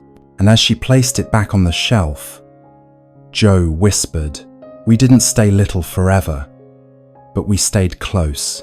And in that moment, with firelight dancing, snow falling, and love all around, Jo March knew she had written a life worth living. Time passed gently at Plumfield. The seasons came and went, but within the school's stone walls and wide windows, a quiet permanence settled, like the scent of old books or the sound of laughter echoing through wooden halls. Jo continued to write, though now more often in letters than in stories. She wrote to Meg, now managing home and motherhood with grace. She wrote to Amy, who had given birth to a baby girl and named her Elizabeth Jo. And she wrote to Laurie, still as witty and loyal as ever, now a father beaming with pride. But most often, Jo wrote to Beth, not to mail, just to remember. She kept a special journal just for her, filled with things Beth would have loved. Verses from the children's poetry readings, the first snowdrop of spring, a letter from a nervous boy thanking Jo for believing in him. One entry read, "Dear Beth, today I taught a girl to read her first sentence. She looked up at me with the same eyes you had when you played your first song. You'd have been proud." Plumfield grew not in grandeur, but in goodness. Children came, learned, and left to find their own paths. Some returned with families. Others sent letters from faraway cities, thanking Jo for helping them find the courage to become themselves. Professor Bayer never tired of teaching. He walked the halls humming softly in German, his spectacles always slightly askew. He read Jo's stories and said things like, "You write like you live, with a heart that listens." One evening, as the sun dipped behind the orchard and a warm wind stirred the trees, Jo stood on the porch, watching the children play. A boy tugged at her skirt. "Miss Jo?" She looked down. "Yes, Henry. Did you really write books?" She smiled. "I did. Are they true stories?" Jo paused. "They're honest. That's more important than true." The boy nodded, though he didn't quite understand, and Jo realized something. The most lasting things she had ever written weren't on paper. They were here, etched into the lives she had touched, into the soil beneath the plum trees, into the quiet dignity of this chosen life. Later that night, she sat by the fire with the professor. He had fallen asleep mid-sentence, a book resting on his chest. Jo watched him for a moment, then pulled a blanket over his legs. She looked around the room, the flickering lamplight, the framed sketches from Amy, the quilt Meg had sewn, the small watercolor of Beth's hands. Jo whispered, "We're all here, in some way." She picked up her pen, opened a fresh page, and began to write. Not fiction, not fantasy, but a letter to the future. A quiet record of what it meant to love, to grow, to build something lasting. Because even when the children left, even when the seasons changed, Plumfield would remain a place for hearts to become whole. Spring returned to Concord in soft whispers, petals unfurling, sunlight dancing on windows, and the garden at Plumfield bursting into bloom again. This spring, however, brought something more. A reunion. Meg, Amy, and Laurie had planned it for weeks. Letters flew back and forth, menus debated, bed linens fluffed, and garlands tied along the fence. It had been years since all the March sisters were under one roof, and though Plumfield had become Joe's domain, it would always feel like home to them all. Joe stood at the porch, arms crossed, waiting for the sound of wheels on gravel. When it came clattering and bright, her heart skipped. Out came Amy first, radiant as ever, holding a small girl with golden curls. "This is Beth," she said softly, placing the child in Joe's arms. Joe didn't speak. She just held the girl tightly. Laurie followed, now more gentleman than boy, still with that glimmer of mischief in his eyes. Then came Meg, hand in hand with her twins, who ran straight into Joe's arms like she was a fairy tale they'd heard about and were finally seeing for real. That evening, the house was full again. Children giggled on the stairs. The kitchen bustled. The parlor sang with stories, old jokes, and retold memories. Marmee sat in her favorite chair, eyes closed, smile deep. Father read aloud from a book Joe had written softly, with reverence. After supper, the sisters stole away to the attic. Nothing had changed. The slanted roof, the creaky boards, the memory of plays once acted and secrets once shared. There was even a pair of old costumes hanging in the corner. They sat in a circle, candles flickering. "Sometimes I still think I'll turn and see Beth there," Meg whispered. Amy nodded, eyes damp. Joe reached into her coat pocket and pulled out the journal. "She's here," she said, opening the pages. "Every time I read her letters, I hear her voice again." They read aloud, passing the journal gently from hand to hand. And in that small, sacred space, Beth was with them, her laughter, her grace, her steady love. Later, as they watched the stars from the window, Amy turned to Joe. "Do you ever think you'll write another book?" Joe smiled. "I already am. Every day. In this house. In these children. In all of you." The next morning, Plumfield was alive with chatter and breakfast, and children trying to sneak cookies before lessons. Joe stood at the doorway, looking out over the fields. Professor Bear joined her. "You are happy?" he asked. Joe leaned her head on his shoulder. "Yes. Not the kind of happy I imagined when I was a girl, but the kind that grows, quietly, and stays." Time, like the garden at Plumfield, moved in cycles. Flowers bloomed, children grew, books were written, and chairs grew worn with use. And through it all, Joe remained steadfast, steady, and soft in all the right places. She was no longer the fiery girl with ink-stained fingers and dreams of glory. She was something more, a woman who had lived, loved, lost, given. Plumfield had grown too. There were now more students than ever before, some from neighboring towns, others from far cities. Each brought new stories, new laughter, new challenges. Joe and the professor met them all with open hearts and firm hands. One spring morning, Joe walked the orchard alone. The trees, heavy with blossoms, whispered with every breeze. She paused by Beth's tree, a small plaque carved into its bark, in loving memory of the quietest heart.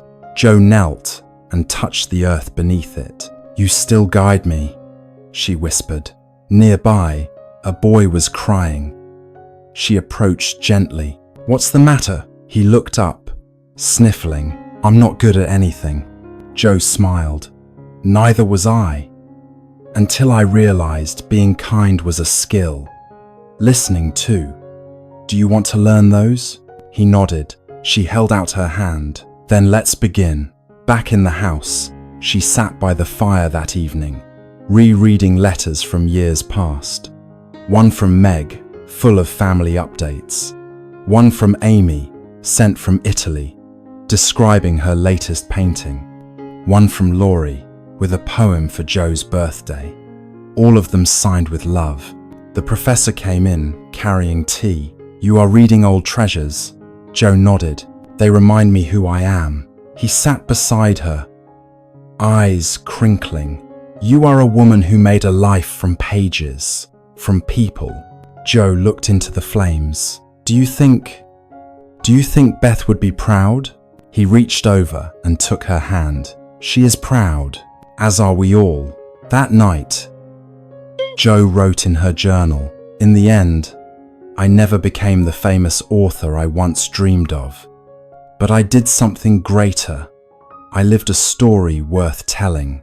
And with the soft hum of children asleep upstairs, the scent of blossoms on the breeze, and the warm weight of love beside her, Jo March closed her eyes. Not to an ending, but to a legacy still unfolding. Years passed like soft ripples in a pond.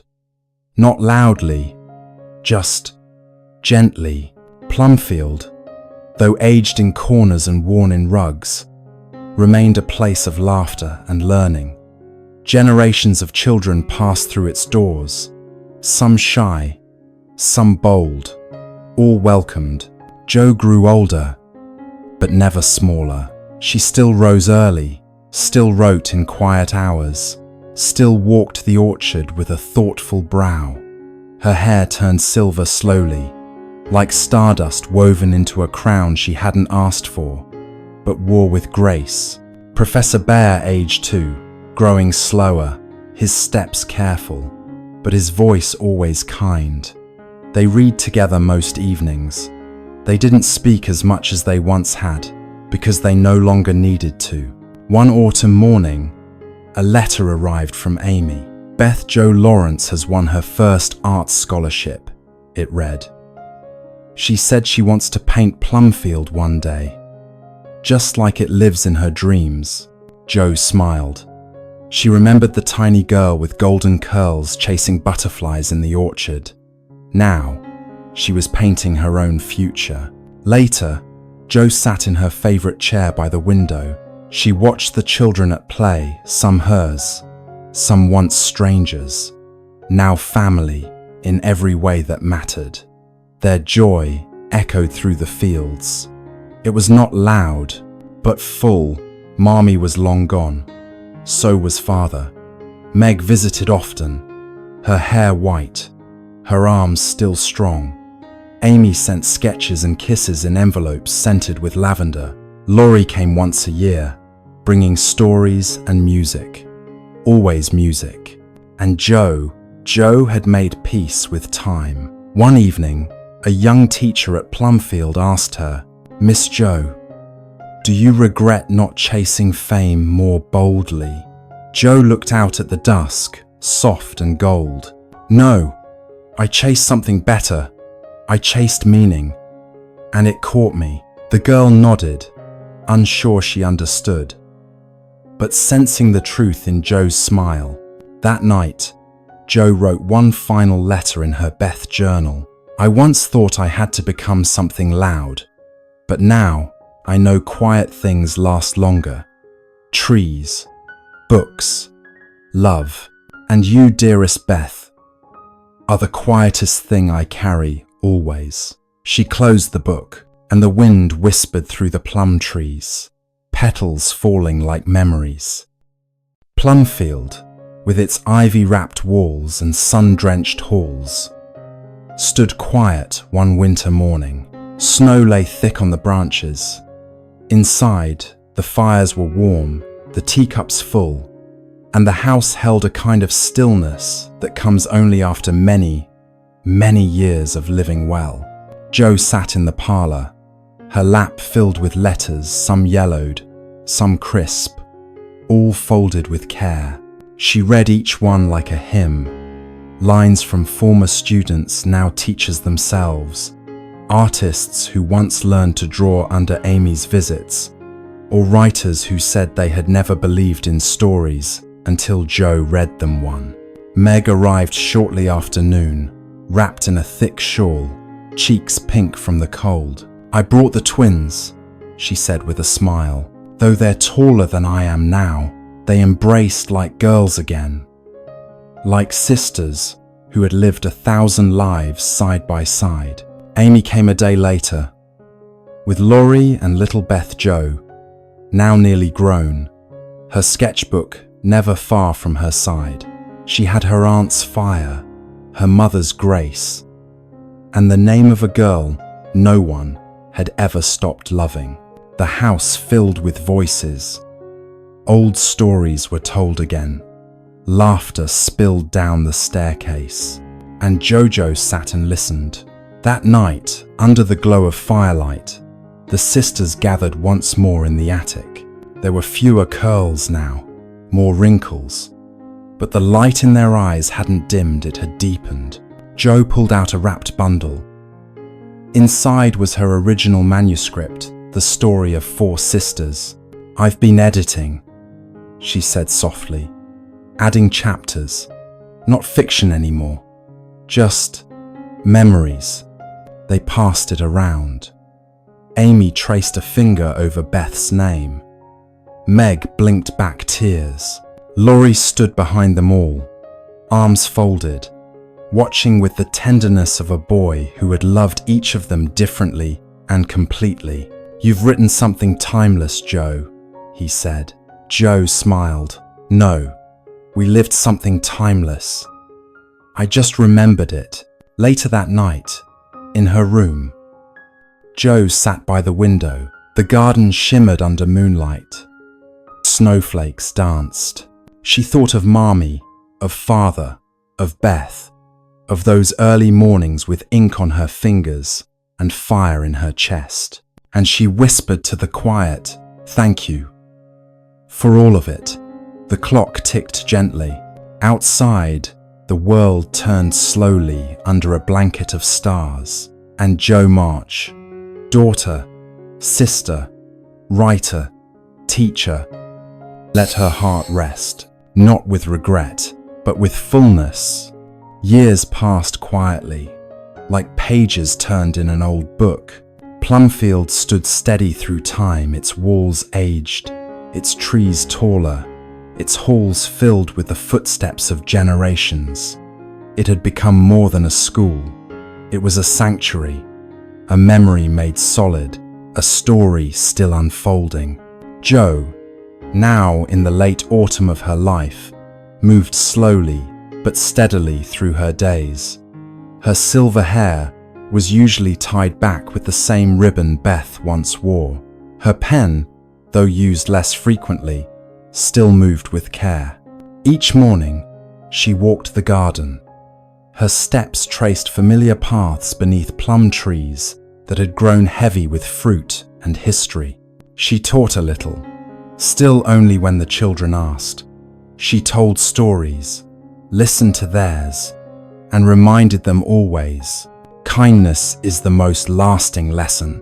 One spring, Plumfield hosted its 50th anniversary. Former students returned, some with their own children. They gathered beneath the orchard, shared memories on old benches, laughed at the creak of the same doors, and sang songs they learned as boys and girls. Meg came. Amy and Laurie arrived with Beth Jo, now an artist in her own right. The professor sat beside Jo, his hand always close to hers. They toasted Mommy, Father, Beth, and the home that had held them all. That evening, Jo stood in front of the crowd. "We thought we were just girls," she said softly, "playing, dreaming, running wild, but we were writing something together, a life full of love, work, and small, quiet joys. Thank you for keeping the pages turning. The next morning, Jo rose before the sun. She sat in the attic one last time, the window open, breeze brushing her cheek. She pulled out her journal, now filled to the end. On the final page, she wrote, "If this is the last thing I ever write, let it be this. That love grows best where it is planted with patience. That joy is not loud, but faithful. That sisterhood never leaves, it simply changes form. And that the greatest story I ever told was the one I lived." She closed the book, and in the stillness of dawn, with birds beginning to sing, Jo March closed her eyes, not in sorrow, but in peace. Below her window, the children laughed in the garden, and the trees stood tall, full of plum blossoms and memories. The story, hers, theirs, ours, was never truly ending. It was simply beginning again. Thank you for strolling through today's stories with StorySeeker. If you also love classic literature, fairy tales, and endless adventures, please subscribe to the channel and turn on the notification bell so you won't miss any journey. See you in the next story. Wishing you all the best.